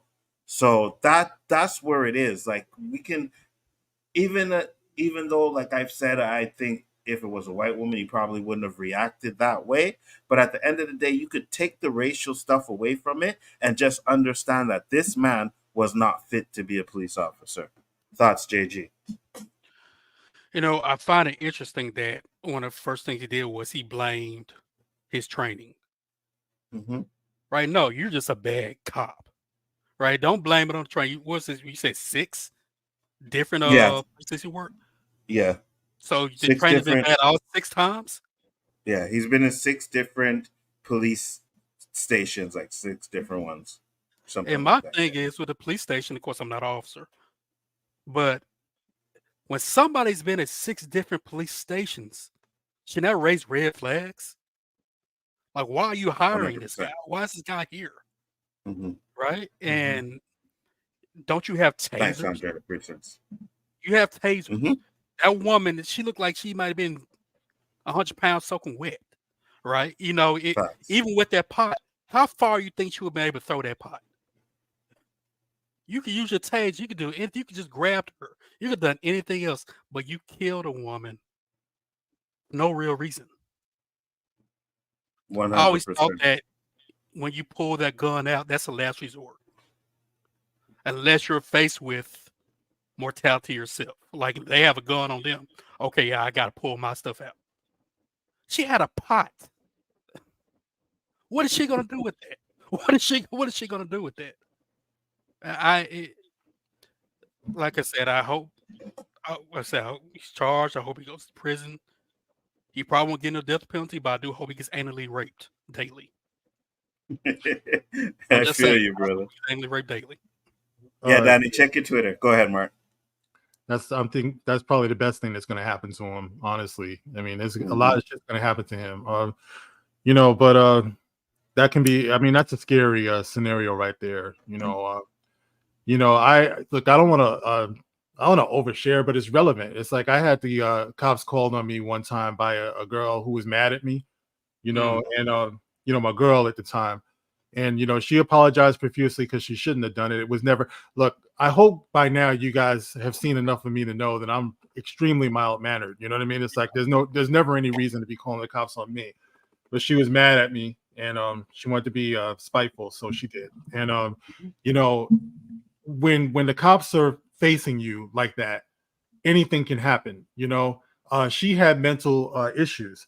So she probably wasn't in the right frame of mind. But see, like I said, my whole family is law enforcement. And I was trained, by my father, who was a high-ranking New York City cop, to always, first of all, you keep your hands where they can be seen. You know what I mean? You don't lose your temper. Keep in mind, like I said, coming from the family I did, even if I were to get arrested, I got lawyers, all types of stuff. There's never any reason for me to flip the hell out. It's okay. You know what I mean? Even though my heart was pumping and everything, I had to realize me losing it right now is not going to do anything for me. So I'm here with these cops. I remember my mom called at the time. The cop was like, don't, leave that phone alone. I'm like, I'm leaving the phone alone. It's okay. And everything. I could have been on some, what the fuck, and all of this stuff. But it's a scary thing, man. The way, how fast things can happen, when you're in a situation like that. And I felt for her because it was almost the same thing. I was in the kitchen, it's like they were there. Like I already told you guys, I'm a big dude. Like they could have seen me all different kind of ways. But the only thing you can do, and I'm saying this to everybody who's watching, keep your cool, whatever you think you see on TV, there's no reason to be cussing out cops. I'm glad Danny is here because, hopefully you can back up what I'm saying there. It's like there's never any reason to be going at the cops. It's like you got to first try to be law-abiding, be non-threatening, get yourself out of the situation, man, in one piece. And I just feel bad for her because, like, I saw the way it all went down, and I just wish that we did a better job of educating each other, protecting each other, because that dude, of course, he never should have been wearing a uniform. You know what I mean? It's like he sounded like an idiot. And I think just to wrap it up real quick, a lot of that comes from also what you were talking about before, how you can go on X and you see all of these videos of Black people doing dumb stuff. And, it's almost like they're calling for our extermination because all they ever show is us doing terrible things. And it's not just us that's seeing this. It's that guy, that cop, So by the time he's looking at us, he's not seeing human beings. He's seeing subhumans. And we get treated as such. That's why it's such a dangerous environment that we're in right now. Because, we don't have a whole lot of really good representation out here. So, man, I just feel bad. I feel bad that she lost her life, that, a young brother lost his mother. And unfortunately, there's more of them out there like that, man. 100%. What's up, Danny? What's going on? Hey, man, how y'all doing, man? Danny? All right, doing good. Thanks for coming in, brother. What you got on it? I definitely think this officer should not have been wearing a badge. That last agency they're gonna wear some of that responsibility. the family. I'm pretty sure that Laura's going to go after them because they had red flags and didn't act on those red flags. Police department, as much media they're getting, that some media is needed, but some media is trying to be divisive. So, but not playing devil's advocate, but me myself, I've been at 5 different departments, not because I was a knucklehead, but because I saw the writing on the wall. There was one department I went to. It wasn't small. I mean, it was small. It wasn't big enough. I wanted to advance in rank, so I went there. Another department I went because it paid more money. Another department went to because I wasn't in the right clique. I wasn't in the right club. I wasn't in the right color. If I stayed there, I would never advance. So I actually took a pay cut to go somewhere where I would get the experience. And now it's paid off because I'm the 3rd highest ranking officer in my department now, highest ranking black. So if I would have done that, I don't think I would get where I want to get to professionally. So sometimes multiple departments can be for the right reasons. This individual here, I didn't see a threat where, I mean, the boiling water, the potential, but him saying that stuff like I'm gonna shoot you in the face, that kind of stuff, was totally inappropriate. Also, it's a red flag. He didn't have his camera on. We saw the camera from the officers, the partner's point of view.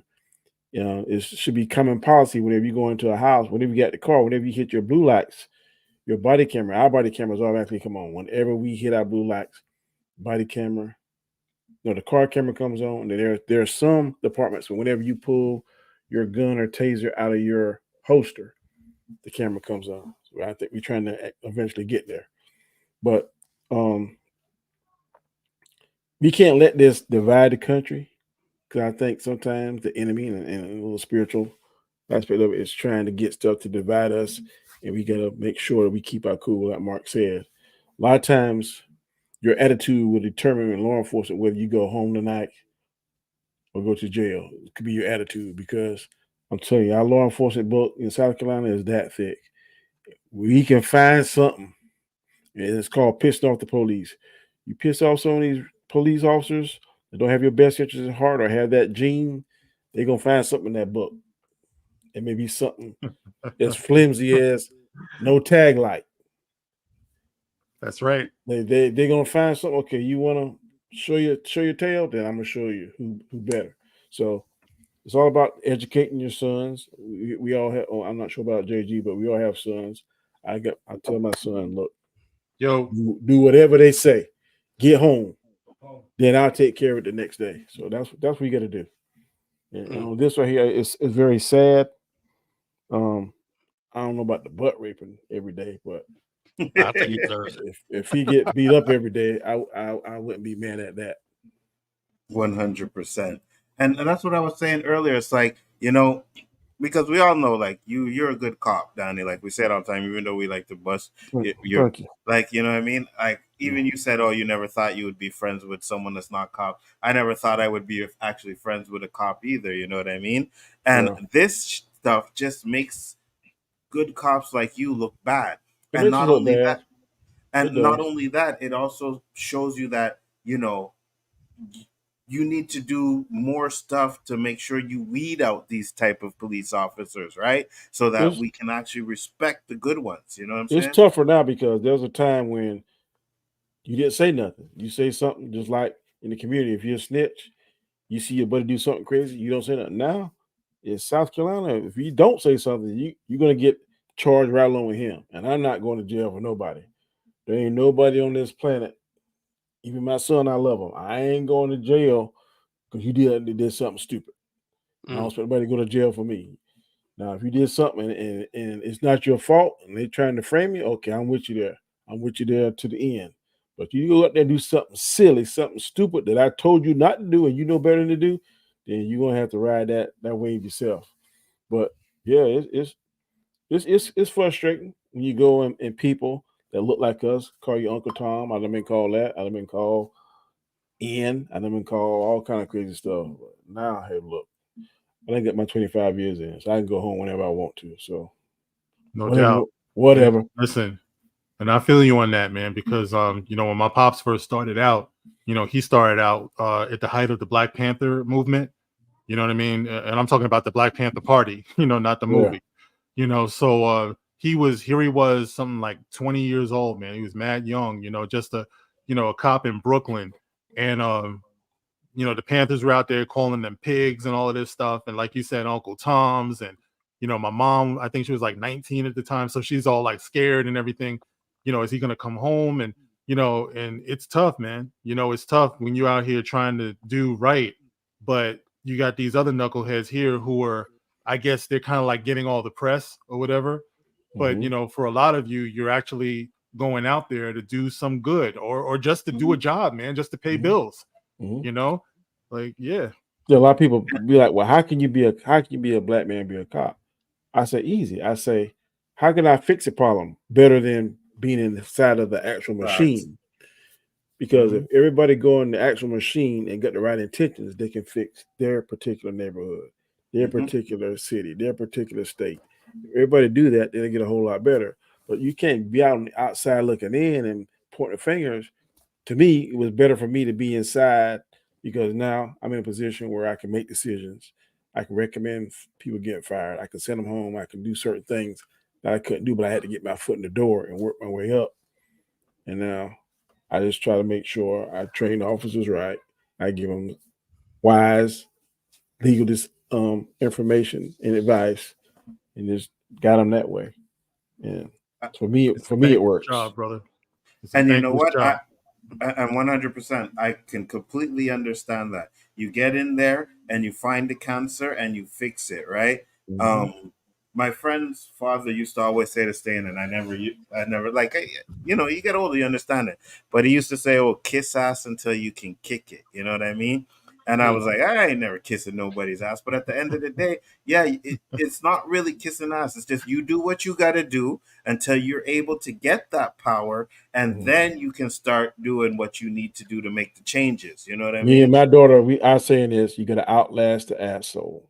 That's what keeps us going. 100%. And when she gets down, I say, "Okay, Ashton, you got to outlast the asshole," and I've outlasted a lot of them. Yep. Yeah, I agree with you. That's wisdom. You know what? A lot of times you need somebody that can go into the lion's den to tame those lions. Yes. Right. Just touching that out there on the street, protesting, waving the sign doesn't mean you're not fighting for the community. Doesn't mean you're trying to help from the inside.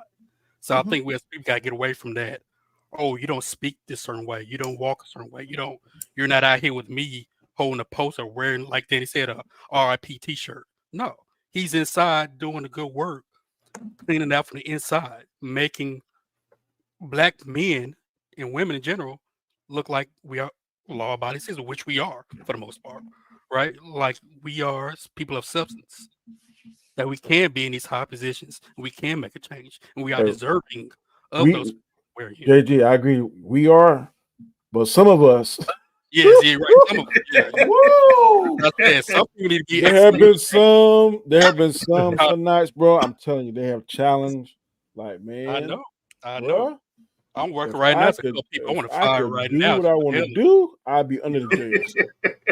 There's a couple people right now I want to fire for the hell of it, right? Because it's it's like that. But that's in every community, not just every community. But man, there've been some boy that would test your humanity. You'd be like, and I'm pretty sure you've had the like maybe the experience where because you stop someone as black and you're black, they feel like you should give them like a special treatment. You know what I mean?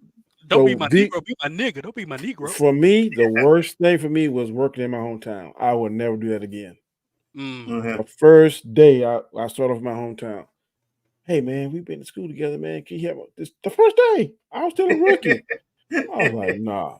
As soon as I could get out of my town, because that's the work. Yeah. Everybody think it's a pro and it's a con. You know a lot of people stuff. You know they knuckleheads and stuff, but then everybody wants you to help them and stuff. So for me, I thrive when I didn't know anybody, so I could be fair across the board.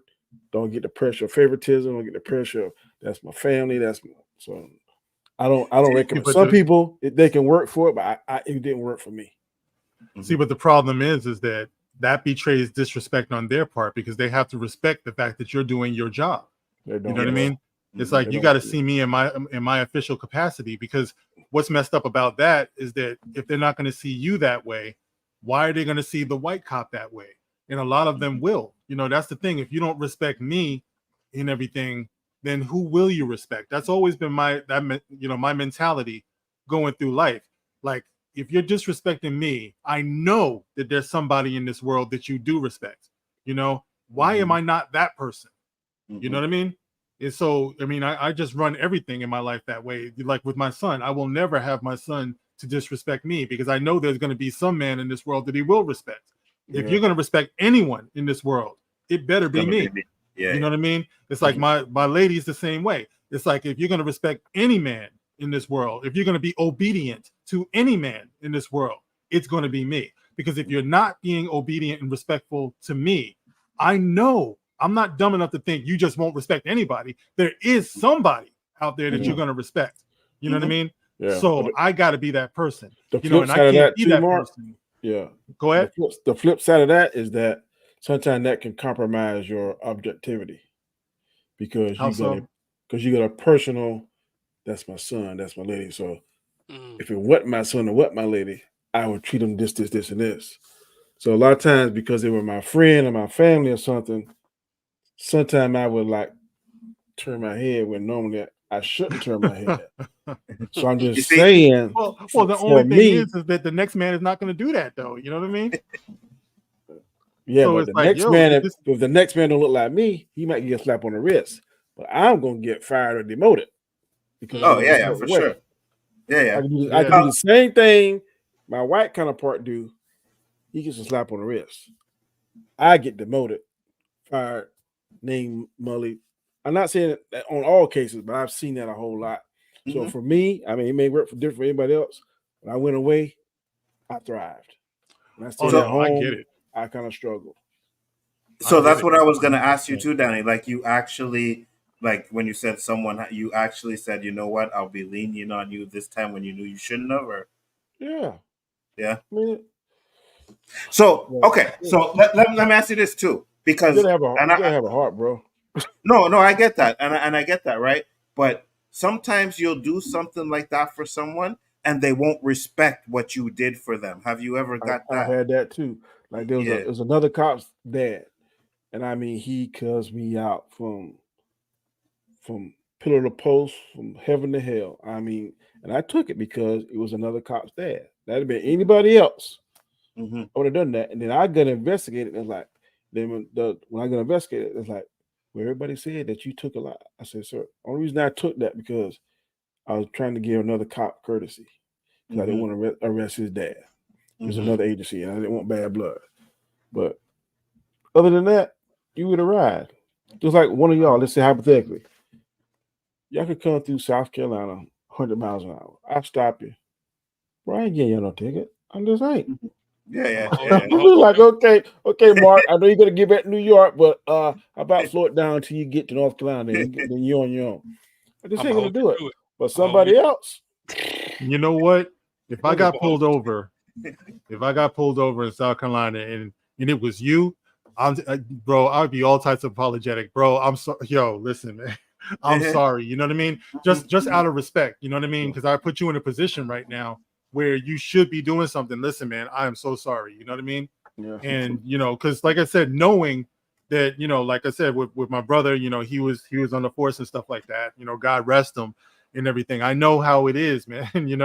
And I know he told me, because when we were growing up and everything, we made an agreement between us. If either one of us got into like drugs, criminal activity, or whatever, the other one would kick their ass. And that was well before he became a cop. So I do understand, the dynamic there of, listen, I was in the wrong. I was in the wrong. I ain't gonna try to run. I ain't gonna try to do this or whatever. So that's what I mean. It's like, there has to be a certain accountability that I believe Black people should have, Black men especially, because I've always said white supremacy ends where Black accountability starts. You know what I mean? Like, I always feel that way. It's like, you can't rule over me. You can't rule over me unless I let you rule over me. I have to be right first. You know what I mean? That's what I was saying before. When somebody calls you the N-word, you can't always just jump through their hoops because they're waiting for you. There's a million traps out here. You have to know where those traps are at, man, so you don't fall into them. So, you're accountable for that. Just knowing that teaching that to your kids, to your wife. When the thing happened with Sandra Bland, I remember saying, man, I wish I had been her man. I wish I had been her man, because number one, she probably wouldn't have been driving on her own. And number two, I would have been able to tell her, baby, listen, shut up, listen, be quiet, get back in the car, whatever, because a lot of times that's what it takes for us, as a people. We can't all just wild out, It's like we got to be in positions where we can know how to de-escalate situations. And I don't see a whole lot of that happening these days. People just want to go from 0 to 60 in no time, But man, you got to know how to size up these situations, man, because that's true. It'll get you jacked up every time. Man, my brother was Nino Brown, my youngest brother. He was Nino off of New Jack City. I was Ice-T. He would not talk to me in the streets. He said, Danny, I can't talk to you. I mean, we had this conversation. If I talk to you, they're going to try to hurt me, and they might try to hurt you. So there were times where I would see him in the street, I couldn't even do my head like that. And it got to the point where, I think I told Nzo this, man, we didn't talk for years. I could not stand. I loved him, but I could not stand him. You've been in and out of prisons. And last year, I got saved. He was in prison. I drove 9 hours because I had to talk to him and make it right and fix it. So it's just the world don't care, and we as a people, we got to realize the world don't care, and we got to start taking care of ourselves. But it's like we don't want to share the wealth and the knowledge, or we only want to share it with a certain group of people. Maybe we should share it with everybody. That's why I said this, and I don't mean to sound racist because I'm not, but we'll never catch up to our white counterparts because they're so far ahead. I don't see how. Financially, I don't see how. Maybe mentally and spiritually, but financially, I don't see how. I don't see how. Facts. The love has to be there, bro. Right. The love has to be there, number one. And we need to own our own stuff too. But let me say this before I forget, because I was gonna say, Mark, you're better than me. If I'm driving through South Carolina and Donnie pulls me over, I'm like, Donnie, what's up? I'm lighting up my flip and saying, what's up, boy? Look, I got a hostile Canadian. Bring the dogs. You see? That man gotta live, man. That man gotta do his job. I'm telling you. Like, Danny, I know you don't. Man, they're gonna be so tight too. Mark will be like, man, the subject was hostile, combative. He would not listen to my commands. My camera ain't gonna be working. It's gonna be malfunction. I'll be like, man, I don't know what happened. Woo! Yeah, Dan, I know you don't curse, but that day I would do everything I can to get you to curse me out. That day, now record it and scream it. Like, yeah, I got the curse. I found it. Yeah, I'm good. I'm good on the camera, bro. I'm nice on the camera. I'll be just so professional. I'm sorry, sir, but man. I'll be like, yo, bro. Donnie, how you doing me like that, bro? Off the camera, you might get something. On that camera. But listen, though, y'all got to remember, man, back in the 50s and the 60s, Black people were overtaking white people as far as family income. You know what I mean? Mm-hmm. Like, there was a lot of money in the Black community in America, back in the 50s and 60s. Was that segregation and other stuff? Or that bro, it was. I think. Did you ever watch the documentary "The Selling of the Negro"? No, where's that on? You can find it on YouTube, I believe. If I can find it, I'll send you the link. Bro, there was a concentrated effort to tap into the Black spending dollar back in the 50s and the 60s, because the guy, like, he came out looking like all smoking a cigarette, white guy and everything, talking about there's a lot of money with the Negroes. They're an up-and-coming population. And they were just showing how we were homeowners. We were business owners. Bro, we were doing good. Our families were intact. But they actually made this documentary to show how white businesses might want to start marketing to Black families, to Black people, to get that money. You know what I mean? It's not because they just love Black people. It's because they love that money. They saw that we were up and coming. You know what I mean? So it's like after segregation, or after integration, I should say, it's like we started abandoning our businesses, our neighborhoods, no more Negro leagues, none of that stuff. We started paying into other things, and it's not as hard as you might think to catch up, Danny, once we understand our self-worth, once we understand the importance of actually building or investing in our communities. Instead of sending our kids out of our neighborhoods to go to school, invest in the schools in our neighborhoods. Train up some good teachers, who care. It's an ambitious endeavor, but that is going to be what it takes ultimately. And that's good for the whole world. Like I said before, it doesn't have to be some us against you type stuff, but a strong Black community is a strong world community. You know what I mean? Like it's good for everyone when you have something to trade with, instead of always going out with your hand out. You know what I mean? I agree, but I think a lot of these ghettos, our Black males think the only way they can get out of it is rapping, playing basketball, some kind of sport. Right. I don't see a lot of them aspiring to be astronauts, attorneys, doctors, physicists, that kind of stuff. I mean, I know there's some doing it. I'm not saying, but we seem to want to do the stuff that flash in the pan. And a lot of times when we do it, we're not properly trained. You go to the NBA, make millions of dollars, and then you see all the stories where 5 years out the NBA, they're broke. They got no money. Yeah. Or these rappers. Ones that come to mind is T-Pain. T-Pain, destroyed T-Pain. He's making all kind of money. There was a time when every song come on, T-Pain was featured in it. Then he said, I thought I was going to always be rich, but it stopped because we're not properly trained. I think we had the potential and can do it, but me, for instance, my parents never told me how to balance a checkbook.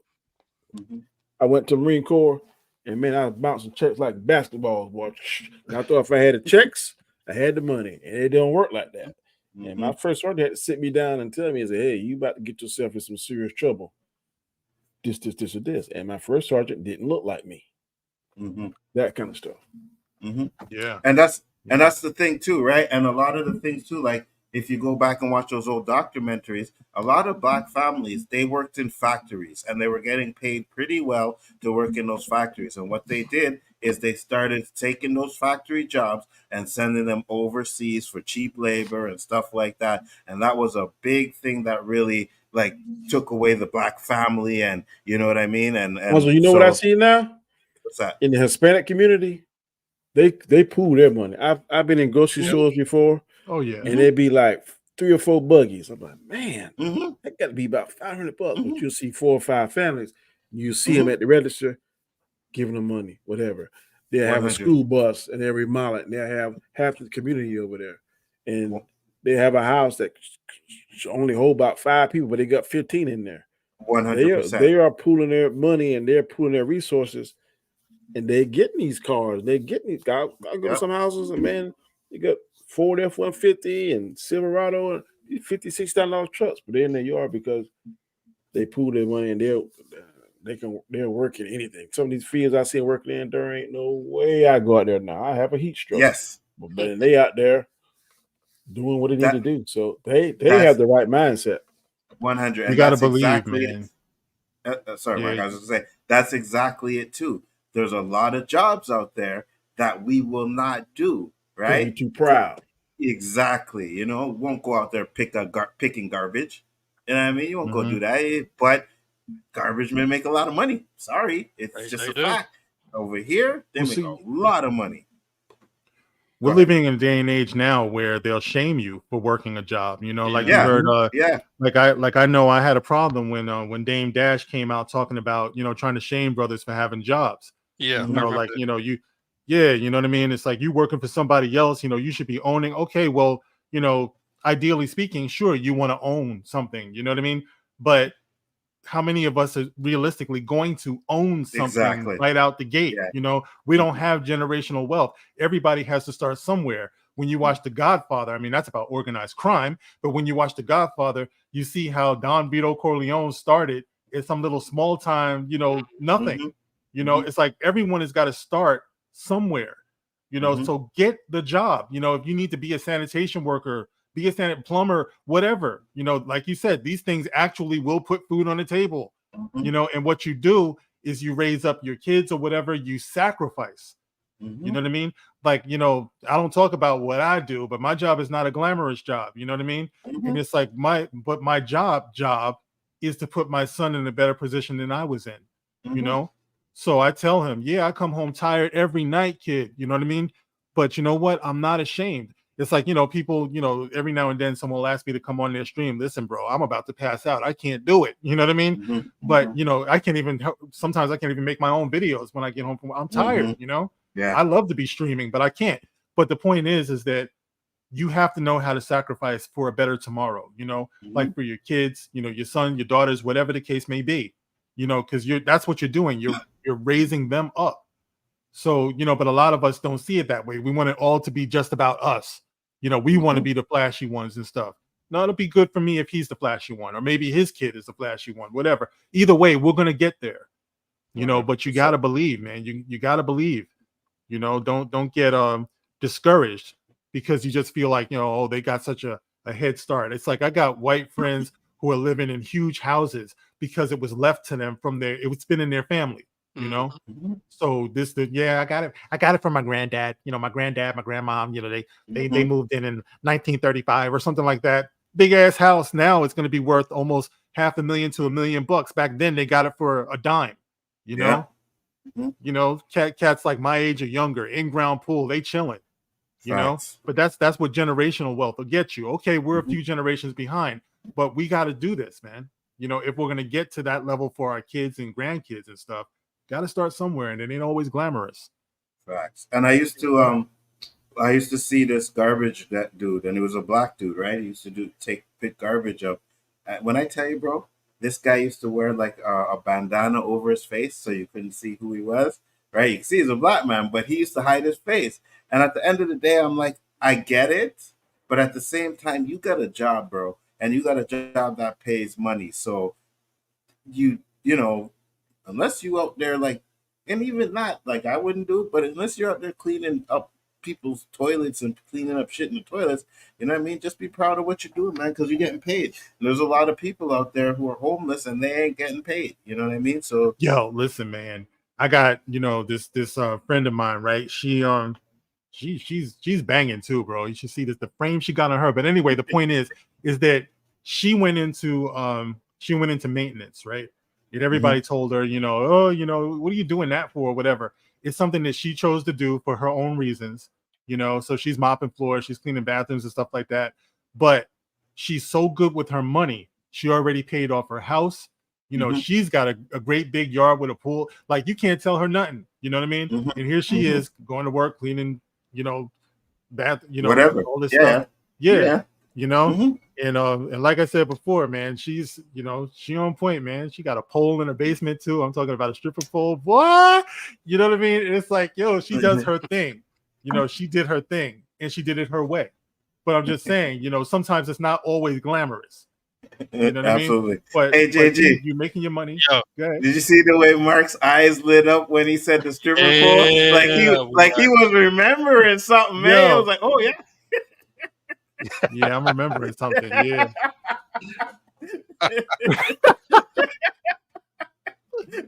You know what? Shout out to my girl, because she actually watches my channel sometimes. So if you out there, baby, you know what I mean. But she smiling big talking about her. Yeah, what y'all do, Mark? What y'all do, man? Yeah, but she's sweet too. I love her. But you know, the point is that you do. There's no one right way to do things, is what I'm saying. You know what I mean? Sometimes you got to make your sacrifices and all that stuff. But as long as you end up where you trying to go, man, you know, then there ain't no shame in it, bro. You know, and I think that's what a lot of us need to understand, man. It's like, stop trying to show out for this one over here or keep up with that one over here. You on your track, you know, and stay on your track, because you know what you're trying to do, man. Take the necessary steps. Facts. You'll be all right. Stop getting jealous because someone has a better car than you. You know what I mean? Or just worry about yourself. Worry about getting your paper up. Worrying about making yourself a better person. Then the good car will come. Then the chicks will come. You know what I mean? That's what you need to worry about. Stop worrying about this materialistic shit because it doesn't mean nothing at the end of the day because you can't take it with you when you're gone. You know, man, facts. You know, and definitely trying to keep up with white people and white folks and stuff like that, man. A lot of them, listen, man, it's a myth. You know, people talk about white privilege. A lot of them are not what you think they are, bro. It's like I'm out here in this world. I know people. You know, it's not just what, you know, some people just base their whole lives on what they see online. It's like I got plenty of friends of all different types of persuasions, man. That fentanyl and all that stuff, it's ravaging a lot of their communities. You know what I mean? It's like, you know, on the face of it, you think you're seeing one thing, but just beneath the surface, man, there's a lot going on out here, man. You know, why do you think they ran up in the Capitol over here, you know, in the United States the way they did? There's a lot of disenfranchised white people who are out here these days, man. You know, because it's not working for them. There's a problem. You know, that's why you know this election cycle is going to get crazy, bro. Yeah, absolutely. And it's a problem worldwide. When you got to spend $20 for one T-bone steak, that is a problem. You know what I mean? Yeah, you know what I mean? You know how long it's been since I ate some steak? You know, for real. 100%, bro. Yeah, I got one more. Gas is cheaper than food now. Facts, yeah, Danny. that's ridiculous. I look forward to going to the gas station in the grocery store. Bro, I went to the store today. I bought a little thing of oil. I bought like a thing of chicken breast, some green onions, and I think it was a Coke or something like that. Man, $60, bro. What? I'm telling you right now, you're gonna laugh. I don't buy white chicken. Breast, wings, What do you buy? Dark. Just the dark meat and the drumsticks because you can afford them. Yeah. Breast and wings. I don't know what's so magical about wings, but them suckers are magical, boy. Facts. And chicken breasts. I got 3 breasts. Like 3 breasts for like, what was it, $13 or something like that, man? Yeah, they're expensive, bro. Yeah, you get a package, bro. You get a package of thighs, $2, man. Yeah, I can do that. I'm not lying. You get about 10 in a pack, $2.50. Yeah, you see, that's the shit. And I know I don't have that here. I think we have 6 in a pack for 6 thighs for $11. But it's just the thighs. It's not the leg part on it. It's just the thigh part. We get 6. It's like $11. So. And don't try to eat healthy. You eat healthy. Even worse. Yeah, I know. But that's why it's so expensive, because they don't want you to eat healthy. You know what I mean? That's right. They do not want you to get to the age of retirement. Well, you're gonna pay for organic fruit. You're gonna pay for it, brother.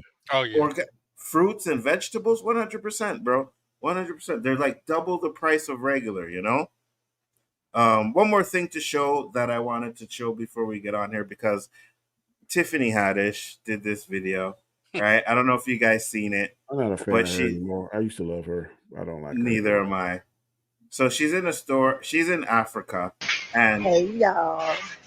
So I'm out here in Zimbabwe, in Harare. And look at the grocery store. They got a grocery store. It's beautiful. It's beautiful in a grocery store. Look at these. Organic strawberry. This is what I love. They sell sugar cane. And it is fire. They got the dates on deck. How much are these? $67. What? The price is different. Yeah, because the dollar is. It do look like it's expensive. Yeah. This grocery store is huge. It's absolutely humongous. In Africa, baby. Yeah. Believe it, believe it, believe it, believe it. See, Africa. You must be too famous, bro. Nobody know her. She's so like shocked that there's a store in Africa, right? And it's a good thing, because after I seen this video, I found this one. Country in the world. Africa. What is the poorest country in the world? Africa. What is the poorest country in the world? Africa. Really crazy?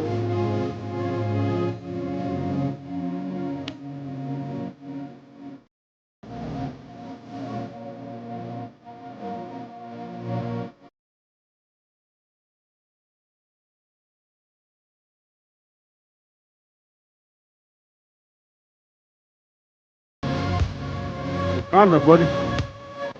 You know.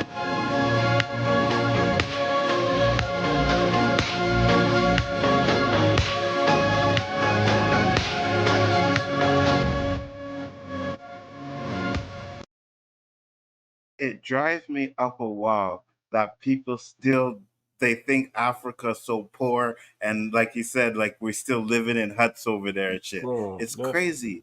all the diamonds over there in Africa, all the oil and jewels. Mm-mm. Mm-mm. You know what I'm Yeah. saying? And it's like If I ain't mistaken, internet. ain't like the top 10 richest people in the world, like one or two of them is Africans. Yes, It would have to be. Mhm. Yeah. The last time I checked, Yeah. I was like, and I ain't talking about no millions. I'm talking about Yeah. billionaire several times 100%. over. Yeah, 100%. You know, and there's this show that I used to watch on Netflix. It's called Rich, African, and Famous. You know what I mean? And I'm just like, we live in an age now where you have internet. There should not be this ignorance of Africa. Shoot. You shouldn't be this ignorant. I don't know what's the poorest country, but it comes to mind is Haiti or something like that to me. Haiti. Haiti? Yeah, Haiti's pretty bad.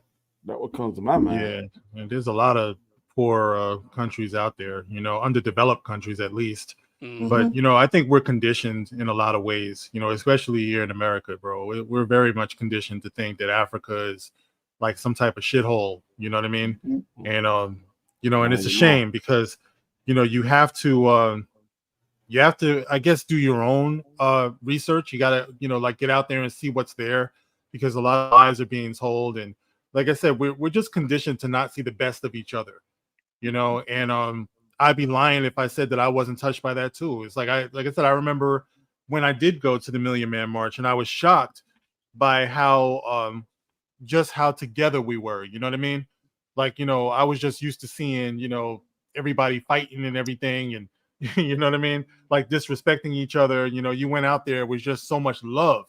And that's what changed my life. Like I said, I went out there with my pops, and I was just looking, just watching, and everybody was being so respectful of each other and so good. And I just saw the best of us. And I'm like, man, we need this, It's like So we get- need to be so this get on- way, and we need to see each other being this way. So get on the bus wasn't accurate. What do you mean? What part of it? I know what Daddy talked about. I know what he talked about. I'm just saying that What, the drama? That whole movie was like, wow. The drama? Yeah. Yeah. No. All that. I mean, I recognize that, bro, because I mean, we went out there with our problems. That was the point of the whole day. It was called the Day of Atonement. Yeah. Because everybody knew that a lot of people was doing wrong. That was a day to say, listen, we're going to take responsibility for our roles in our families, as husbands, as fathers, as brothers, and Mark, everything. And Mark, what year was that? That was 95. 95. I was 25. I was young and dumb back there. I didn't go to it. I wish I would have. October 16th, 1995. If they ever do it again, I'm going. If they ever do that again, I'm going to go. Bro, it was the best. Everybody was out there, man. You saw Chuck D was like, everybody was out there, just in the crowd. I was like, oh, yo, there goes Kid and Play or something like that. It's like, it was wow. So that was the day, that was the place to be at that time. And a lot of people didn't get the message, obviously, like a lot of brothers just went back home and did the same old shit. You know what I mean? But for a lot of people, especially for a young buck like me who was out there at the time, I was like, that changed my life, because I really didn't see us that way.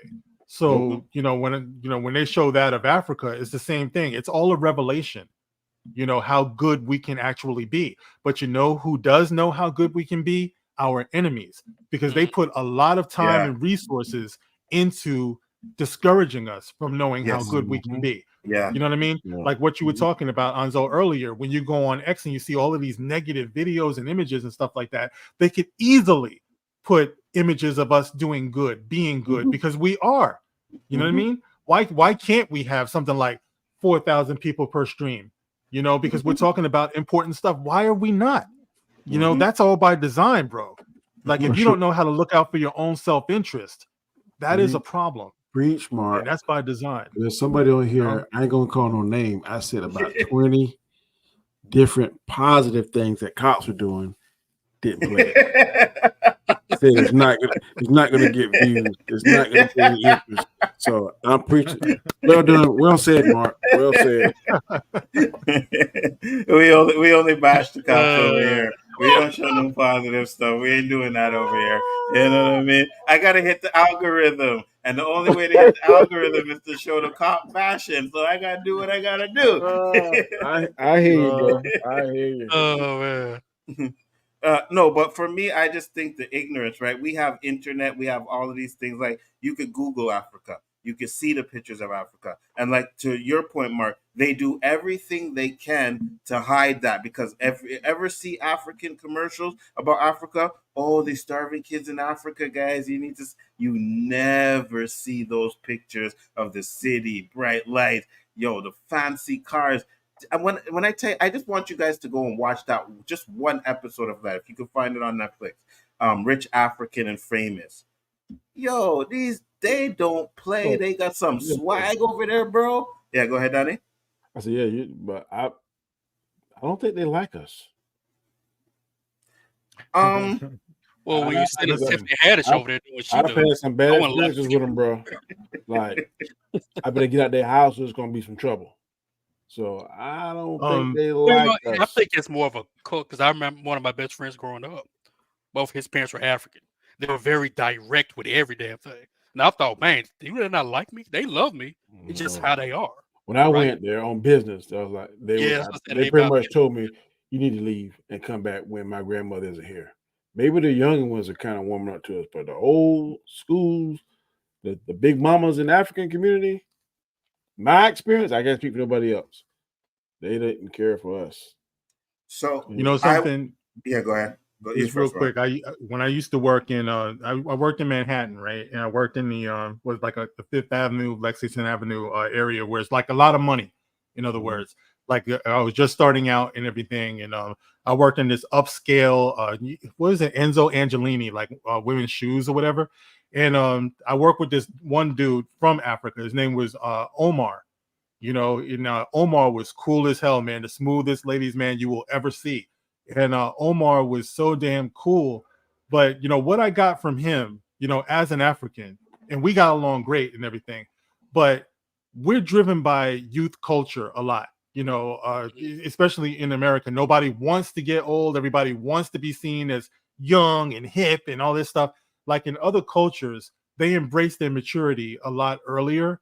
Like tradition means something to them. Respect of elders means something to them. So, I think what I got from Omar when I was working with him is that a lot of us, we're just not on our grown man shit like early enough, to be taken seriously. Omar is like, yo, you walking around here rhyming and stuff like that. But we was cool. But, he was more about like he dressed in like suits and stuff. You know what I mean? Meanwhile, I'm looking like I just stepped off a Naughty by Nature video. You know what I mean? Like that's the way it was back then. You know what I mean? So it was kind of a difference of culture where the respect was there, but the values and the priorities were different. You know what I mean?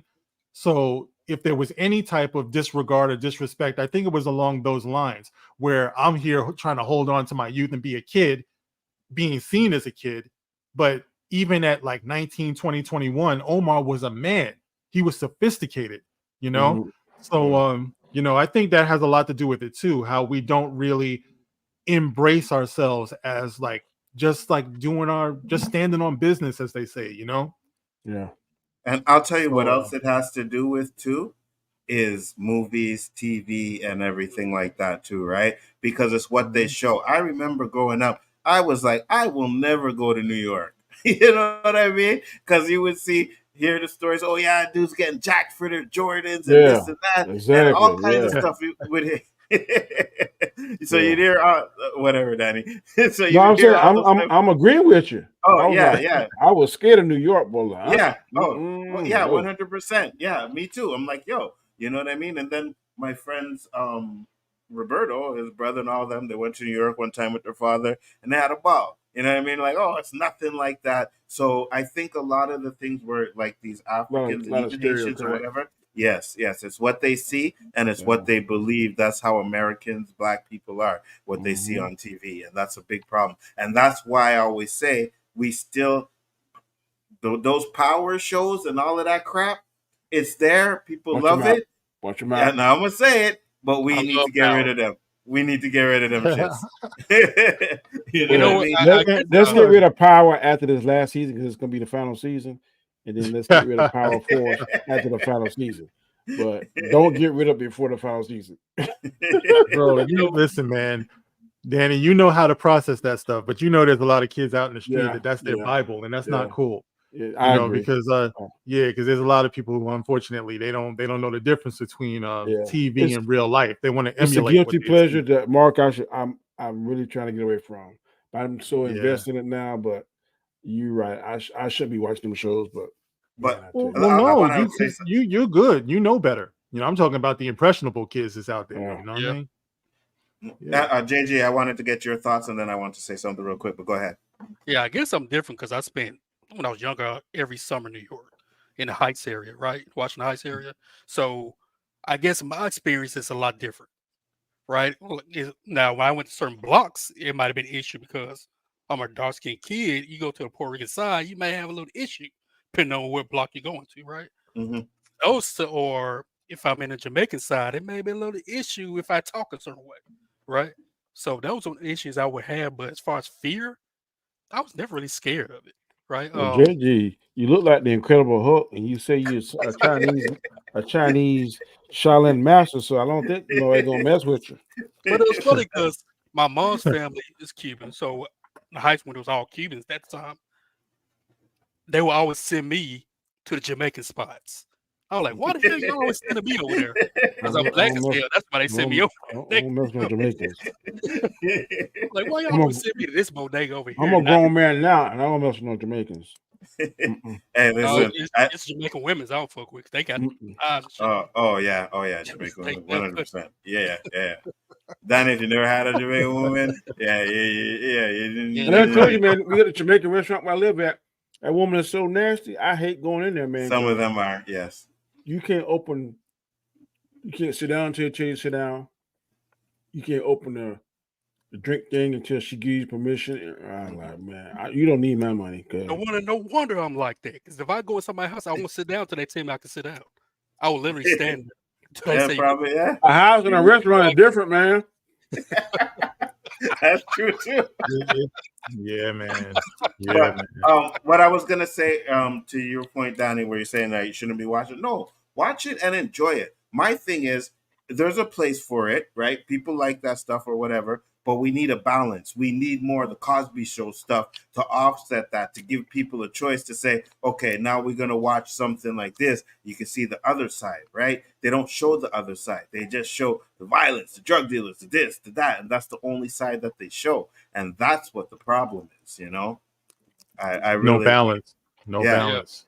Yeah, no balance at all. Man. So people don't get to see Cosby Show type of stuff anymore to be like, oh, you see, they're not all like that, you know, like everywhere else. Everywhere you go, you can have the good, you can have the bad. So, but when they're always showing the bad, it's an issue. Yeah, that's why it's dangerous. If I think about it now, there are a lot more of those kind of shows versus a positive show. I have to be honest. So there's And then Black when Mafia Family and P Valley and yes, those are the kind of crazy stuff. Yes. You're And right. when we did have the good stuff, the Black Lightnings, they took it off. You know what I mean? Like, I don't care. You could call Black Lightning a corny show or whatever, but you had a father, you had a family, you had a great dynamic in that show, man. And it was amazing to see. And you had a very underappreciated villain. Yes. Myers Whale is one of the most underappreciated, underrated villains ever seen on TV, man. Because 100%. He carried the show, in my opinion. Of course. But see, guys, that's the reason why too. And I know that we disagree with it, but that's the reason why I raise hell the way I do about T'Challa, and Black Panther. Because imagine, even if you do have T'Challa Jr., imagine the image of having T'Challa with T'Challa Jr. He's raising his son. He's a king. He's the king of a nation.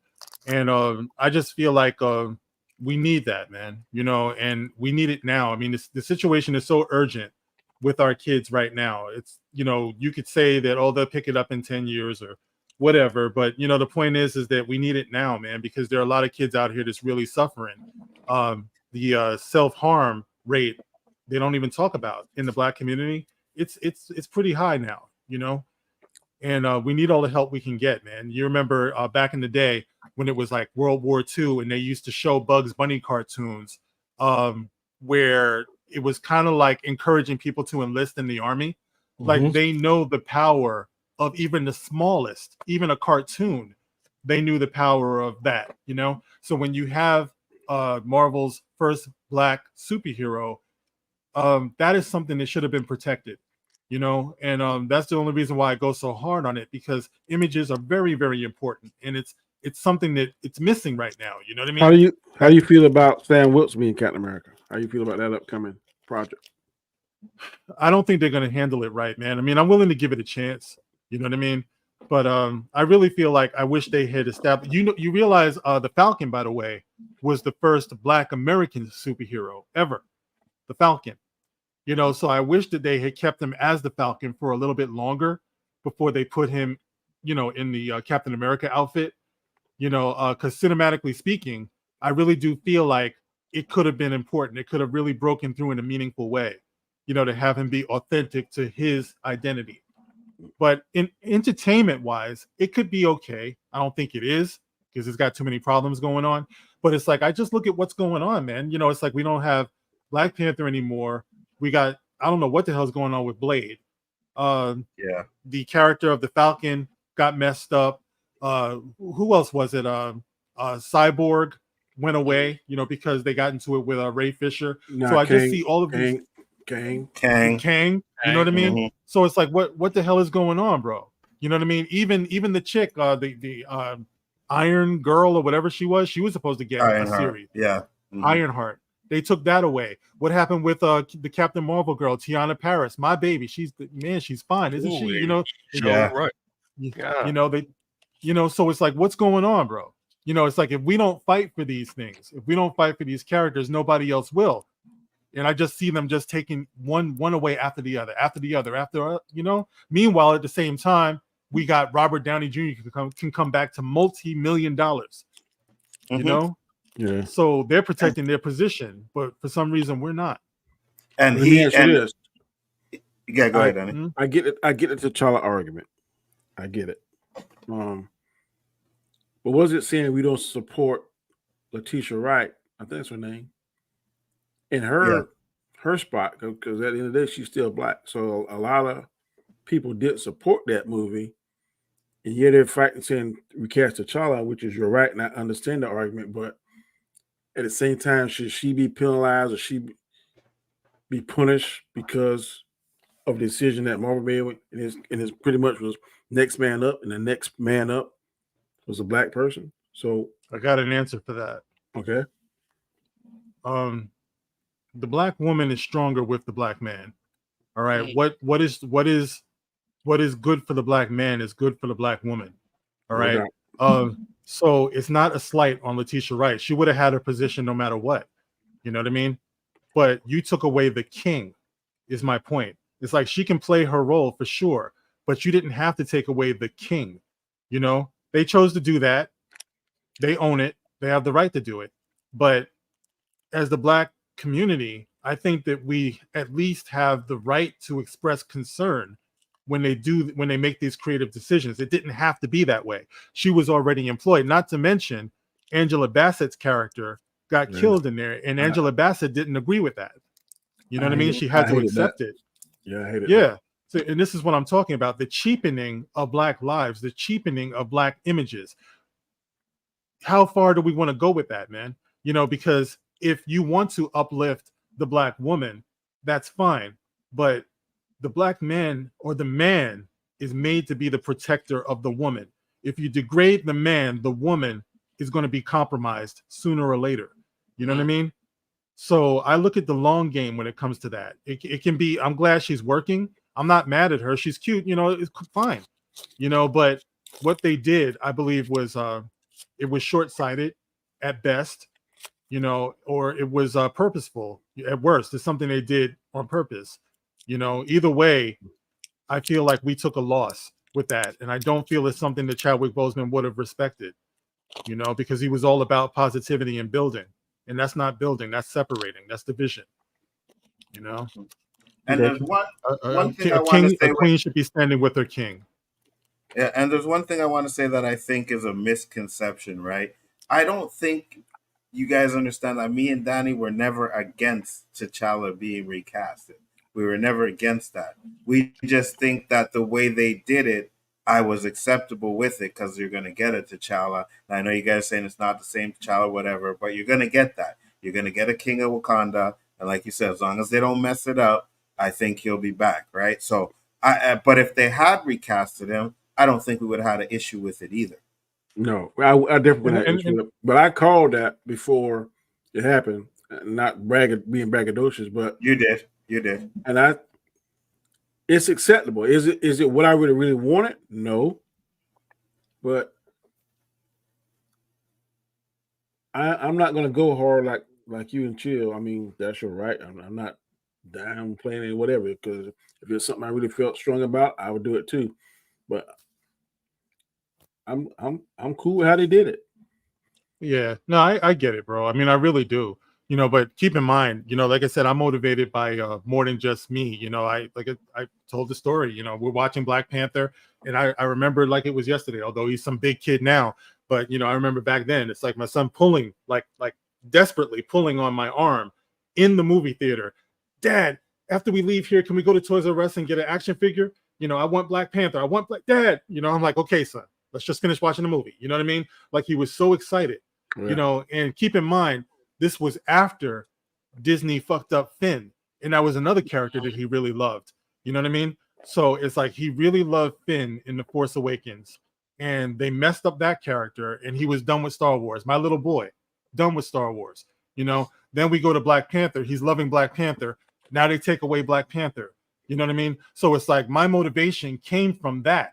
You know, it came from the fact that I knew for a fact that there were kids out there that needed that. You know what I mean? So it wasn't just me like, oh, you know, I'm not going to enjoy this movie. Oh, I can't stand what they did. I read the comics. I hate it. No, it was, I see what this means to these kids, you know, and without these images, they feel bad about themselves because the only superheroes they see don't necessarily look like them.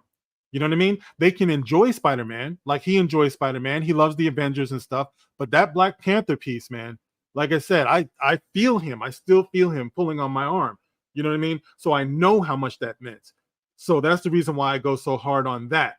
You know, it's not just about my personal entertainment. You know, it's I'm a grown man. I'm an old dude, you know, but I'm looking at these kids and I'm like, bro, you don't get to just do that. You don't get to just take away something that's so important to them that way and say, just wait, just wait.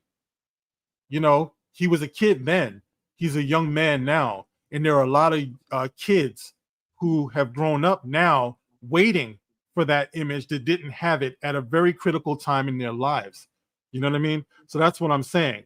It's like we can wait because we're older. You know, we don't, you know, it doesn't mean anything to us, but these kids, they go through their rites of passage, you know, and it means something to them, man. And you know, that's what motivates me more than anything, you know. And I agree with you. It's always good to see a Black superhero on stage. JG, final thoughts before we close it up. Let's hear what you got to say. Yeah, I think Ryan Coogler and those who were with him had an original vision for Black Panther, right? And we saw that in the first film. Now that he's been killed off, which to me, like Danny, I also said, well, if they're gonna kill him off, that's probably how they're gonna do it, right? I would have much rather for T'Challa to step away from the Black Panther role and be king of Wakanda to help raise his son, then let Letitia Wright do her thing. That way you still have your king, you still have that mantle, but Letitia Wright's Black, because she was going to be Black Panther eventually anyway. It was coming. Yeah. But at least you still have the man himself, T'Challa. Even though T'Challa Jr., you can say it's T'Challa, but it doesn't hit the same way. Right? And now I think when they bring T'Challa Jr., if they even do that, they're going to take away that original thought they had for him and butcher it. They're going to cheapen T'Challa Jr. Now, that's what I think, personally. I think so too. So we're not going to get that original vision that could have been bigger, right? Because we saw Wakanda at a scale that we hadn't seen in MCU film yet at that point, right? You saw, like you said, rich African Frank, whatever. You see cities like that actually exist, right? And you saw that on film, and I was captivated by it. I loved it. I still think Black Panther 1 is a little overrated, but I still think it's really good. Right? Mm-hmm. But I really think the MCU, which they tend to do, they're going to cheapen it. They're going to water him down. Now, I wouldn't be surprised if they make Letitia write LGBTQ. I won't be shocked. Oh, it's going to figure in somewhere. It will. It wouldn't surprise me either. But hopefully they don't do that. Hopefully we get the T'Challa that we need, right? Whether they reboot it or whatever. And it seems to me like they're probably going to end up doing some sort of reboot before we even get another Black Panther movie. So 5 years longer. I don't know when Secret Wars and them are supposed to come out, but after that, maybe we'll see. But at the end of the day, I agree with you guys that we should have definitely T'Challa. Got one more joke to show before I go. Hold on, let me bring this up. You don't need to ask the hustler where she is getting her money. I'm a big hustler. I work hard for my money. Okay. I work very hard for my money, so you don't have the right to ask me where I get my money. The only person that can ask me now and I'll answer is sister. Because sister is a hustler. She works for her money too. So we need to create ideas together. We need to exchange mindset, business mindsets together. Not you. Because if I tell you now I'm wasting my time, you just want to monitor my money. Have my money come and go. So don't disturb me again. I love that girl. I love that girl. But she's a hustler. I'm like, what? You know what I mean? What do you mean you're a hustler? But man, thank you guys for coming in. It was a great show. Danny popped in. Appreciate it, Danny. Always come in and give us some perspective on the cop bashing. You know what I mean? I went light on you because I had some more towards the end, and I said, you know what? We'll just continue this where we're going, and I'll bring up the other stuff on another show. But tell the people where they can find you, Danny. I'm gonna send you these pictures here, email, and show that I want Mark to see this picture for you. You can find me on the Road to Wisdom. I just sent it to the Bigger Forward email. Gmail, okay.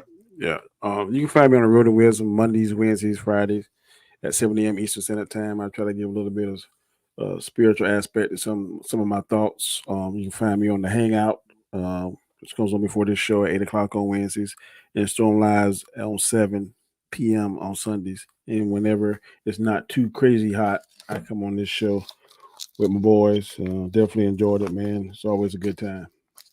Absolutely. It's always a pleasure. And I'm going to bring up these pictures. But while I do, Mark, tell the people where they can find you, sir. Just come by the channel, Mark with a C. You know, I tell you everything that I'm thinking about, what's going on out here, and definitely encouraging communication back and forth so we can learn from each other. And I love to see you come through, you know, and I just want to thank you again for having me on. Look forward to the next time. Always a pleasure to have you on. Always, man. So these are the pictures that Danny wanted to show. That's my youngest grandson. Nice. After he saw it, he had to have it. And he don't look like me. So the wicked suit, though. Yep. I know. Damn. Yeah, that's tight. He had to have it. Right. And I think I think, Mark, we even had the conversation. I think the first time I came on the Dark Council, we were talking about it. And I was like, yeah, even like white kids really wanted to dress up as Black Panther. You know what I mean? And it wasn't just had action figures, the claws for Christmas. Mm-hmm. They won. Yeah. And that there's power in that too. You know, just, you know, Nzo talking about, you know, like other kids from other cultures, you know, they recognize that. And that's where the respect comes from. That's why I said it starts with us. It starts from within. You know, when we project ourselves the right way, it's almost contagious. You know, we believe in it for ourselves. And when people see that festering inside of us, being born inside of us, I mean, we've been the leaders of culture for a very long time, man. You know, so we have to be careful with what our culture is doing. Mm-hmm. You know, my grandsons couldn't understand why I didn't go see Wolverine and Deadpool. I said Hey, they did Kang wrong. I can't go see him. And What do you mean, Grandpa? After seeing that TMZ interview, did you see it, Danny? His TMZ interview where they were asking him if he wanted to be Kang again, and he was like, "Yeah, he was heartbroken." And you know, I said I'll show it for you guys. I'll show it to you guys. I heard about it, but I didn't see it. But I want to ask you a question too while I bring it up. So we always talk about how, you know, they portray us in the negative light with the power and stuff. You think that's why they got rid of T'Challa, because it was positive? Mm. I don't know. The easy answer is no, they wouldn't do that. It's not that big, but I wouldn't be too sure. It wouldn't surprise me. You know what I mean? Because that movie, like JG, you were talking about, it was overrated. Now, I've always said there's a couple of ways to see Black Panther. There's the movie, okay? The actual movie you can feel some kind of way about. But then there was a phenomenon that was around it as well. Exactly. You know? Yeah. And that couldn't be overrated because that was something that went out around the world. Black Panther was the first movie in 30 years that they showed in Saudi Arabia. You know what I mean? Like, that meant a lot. So there was a lot of big things that happened around that movie. It meant a lot of things. So sometimes I think you do have to kind of, like, if you're the dominating power structure, you got to look at stuff like that, you know, and say, you might want to bring that down a little bit, you know? There's a lot of control that goes on in this country, especially when it comes to Black people. And there's a way that we're supposed to think. And if we start thinking something different, that could be a problem. This kind of reminds me of that scene in Malcolm X when they came down to the police station and they demanded to see that guy. Too much power. And then that guy said that's too much power for any one man to have. Yeah. It kind of sort of reminds me of that now that you put it in that perspective. Because I'll tell you, whenever I was working and I would go see different people, Black people, that'd be that first thing we talk about. While I'm conducting business, and you see Black Panther, yeah, I gotta go see it. Didn't get that same energy from the second one, but the first one, man, was like, it was something special. Yes, it was. How many people were running around going, you know what I mean? Yep. You know what I mean? Like, that's what we were doing, bro. You see another Black person, you know, that's what it was.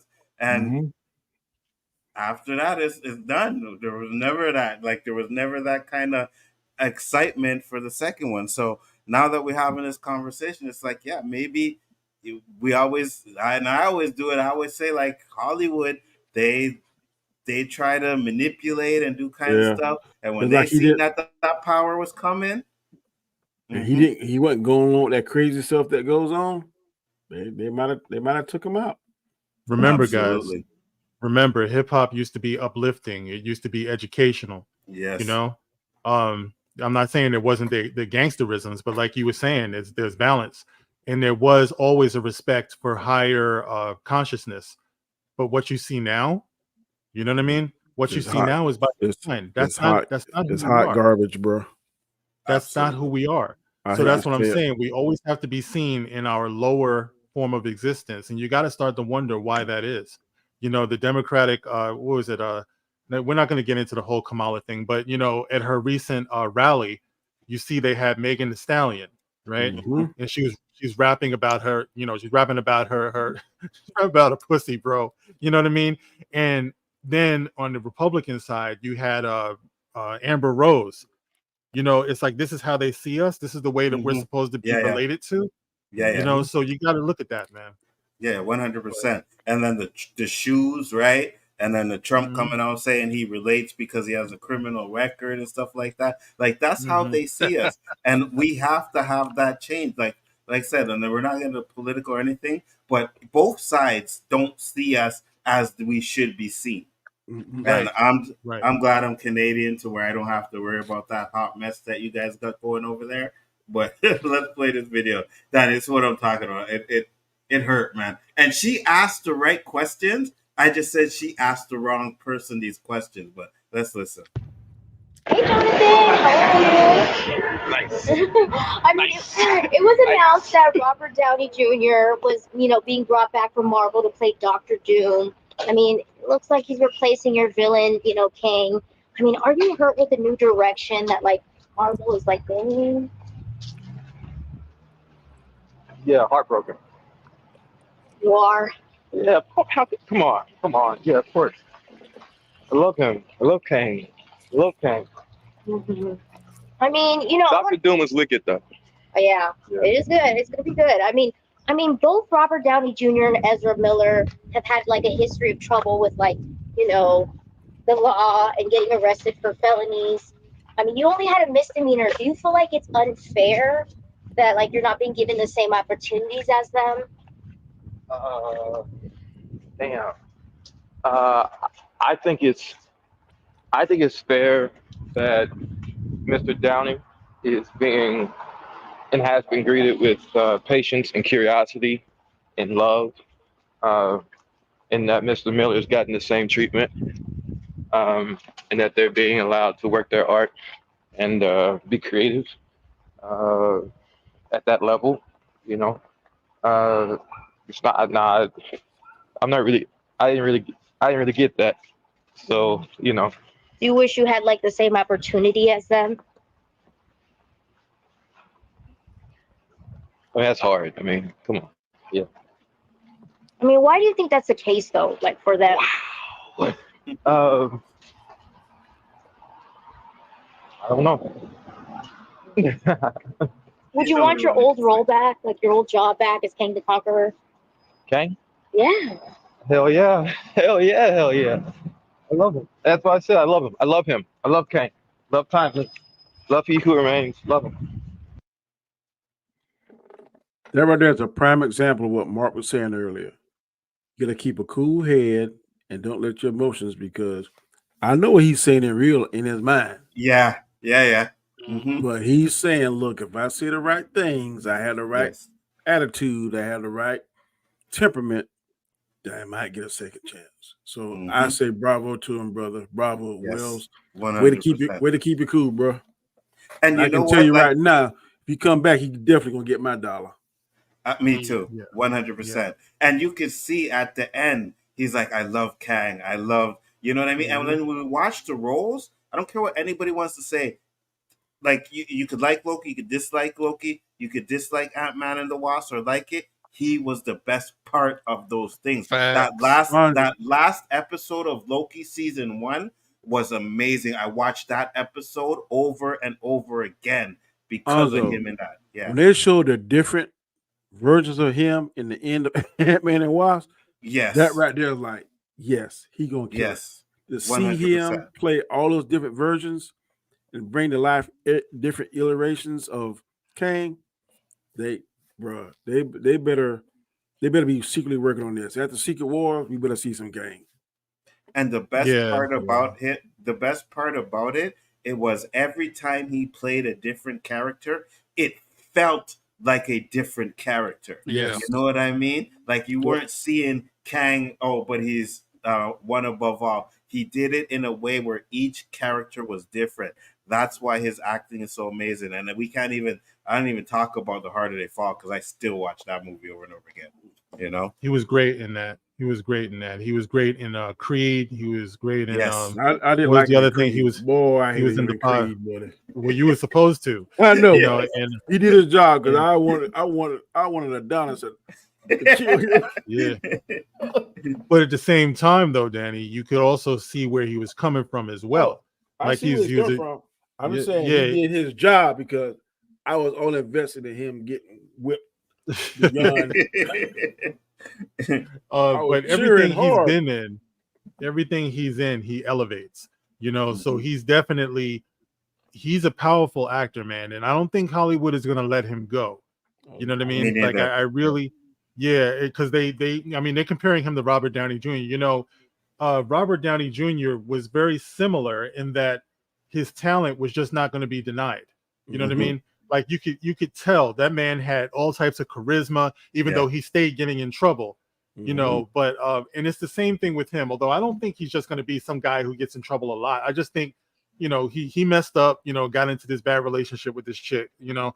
But you know, I think dude is going to be strong in Hollywood, man. Ultimately, I think he's gonna be one of the brothers that learn from his lessons, bro. I really do. I'll be shocked if you don't. And JG, what are your thoughts? I agree. You know, it's sometimes the softest sound makes the loudest noise. Yes. Say it again? Sometimes the softest sound makes the loudest noise. Okay. I thought you said something else. I was saying, man, No. I thought you said sometimes the saltiest sound makes the loud. Like, what kind of hard you talking about? I'm a little further down south than you are, brother. That's I got you. We're on the same page. He did the right thing. Some people might call him, you know, say he was weak for not. Oh, you know how some of us do. You know, oh, he should have went off. He should did. No. Because these are your future projects he wants to be a part of. Yep. And you say the wrong thing, it could destroy all that. Yep. He already experienced him messing with the wrong snow bunny. So you don't want to go out there and say the wrong thing and torpedo your career again. So he's very smart, buddy. Exactly. He's starting over again. He looks like he's in good shape still. He looks happy. I mean, you got making good by your side. I'd be happy too. But you know. and I tell you this, long as our relationship stays, Megan Good is going to be that woman that keeps him in check as well too. You know what I mean? Like, let's just say, even if all that little his anger issues and stuff like that, let's just say some of that stuff was true. He has a good black woman by his side who's gonna at least be like, no, baby, you can't do it like this. You know what I mean? And the way it looks like he feels about her, he will listen. Now, the last thing I wanted to say about this is I love the questions that she asked. She's asking the wrong person. You need to ask Kevin Feige these questions. Bro, those are the. There ain't no way Kevin Feige gonna be caught out in the street like that so he can get the drop on him. Oh no, I know. I know. But I'm just saying, like, yeah. That's the person these questions need to be asked to, because you're asking the man about Ezra Miller, Robert Downey Jr. and how they got passes for, like, that's not for him to say. You got to go to Kevin Feige and say, listen, Robert Downey Jr. had a pass. Yeah, that was all before. That was way before Kevin Feige's time, though. No, I know. Yeah, no, I know it was, but he still had a problem, right? He still had criminal record. He was still in jail, right? And usually, when you're in jail, like, yeah, he did his time, whatever, it was a long time ago. But when they brought him back, they were the first ones to take a chance on him. Nobody else wanted to mess with Robert Downey Jr. So if you were willing to take a chance with him when he was going through the peak of his stuff, you're not able to take a chance on Jonathan Majors now? Well, you know, he did the right thing, though. You know, like JG was saying, in the way that he handled it, he was quiet. You know, he was thoughtful, because I don't know who's asking him those questions. I don't know if that was a white girl or not, but it just seemed like he was messing with another one who was trying to trip him up. Oh, yeah, you know, 100%. If he had answered those questions a different kind of way, then it would have been all over white YouTube. I mean, everybody would have been all over him. You know, Jonathan Major said this. He's trying to talk, white man bad. It's like, okay, but he's learned, it seems, be very careful, be very measured with your answers, and be diplomatic. And that's what he was. If they want to hire me, I'm willing to work. I'm happy for Robert Downey Jr. It's all good. Yep. That's it. Mr. Downey, Mr. Miller. Yep. That's it. And that's exactly right. He answered the questions properly, 100%. And you could see in his face, he wanted to say, like, it's because I'm black. You know what I mean? When she said, why do you think that is? That's he what she wanted wanted to him say. to say. Yes. He's like, man, wow. Why are you asking me this? That's what he wanted to say. Why are you asking me these effing questions when you should be asking somebody else this? But kudos to you, bro. Yeah, right. Now that you guys put it that way, it seemed like she was trying to bait him, right? But I still say it's the right questions, just to the wrong person. Whether you're trying to bait him or not, you're asking the right questions. You're just asking them to the wrong person. Some people might not like that, but he was Obama-like, because Obama was was disrespected several times. I've seen fingers pointing in the face and all this kind of stuff. Well, that brother yeah, always kept his cool, brother. I ain't never seen him. Yeah. But I know when he get in that room, Michelle. You know what this is? Yeah. And again, this is where the good woman comes in because she just has to say, Michelle, you're the president of the United States. That's You know what I mean? That's all you got to remind the man. He's like, You know? baby, you POTUS. Yes, exactly. I am. Okay. Who cares what she did? You in the White House. You know? POTUS, bro. Facts. Next 8 years, you POTUS, brother. Okay. I feel better now, baby. Absolutely. Well, with that being said, we are going to close it up. It was a great show. Thank you guys. These two gave their shout outs already. JG, take us home, sir. JG Shaolin Terrific, the undefeated, undisputed final boss of the 36 Chambers of Shaolin. Waga! You have just seen us live Wednesday night right here on the O.O.C with Nzo, a.k.a. the Abbott and the Osiris of this shit, the Spliff King and the Professor of Gunja. He's out here, but I'm going to shout him out anyway. The co-host Roberto, a.k.a. Mr. 100, a.k.a. No trouble, did anything going to be Irie. No woman, no cry. Bo, bo, bo. And please check out Mark. Don't call me Mark with a K. You know he ends with a C. Check out his channel because he always doing that great stuff. And last but not least, the amazing, the outstanding, the stupendous, always man of the hour. You can hate him now, but he won't stop now because he can't stop now. If you smell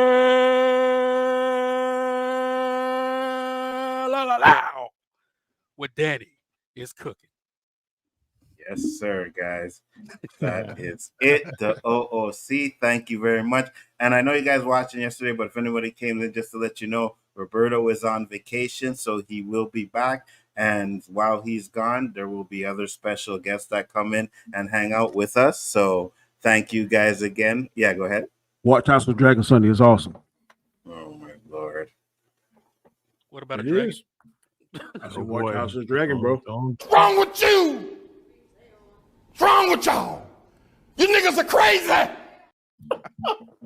Hey, I love that show also. I love it. That show is fire. What show is that? You're the only one on this panel that don't like it. Oh, you're talking about House of Dragons. Yeah, this time to end the show. Go ahead. I should tell you something. You're the only person on this panel that don't like it. Yeah, the only one with good taste on the panel. Yes, 100%. Peace.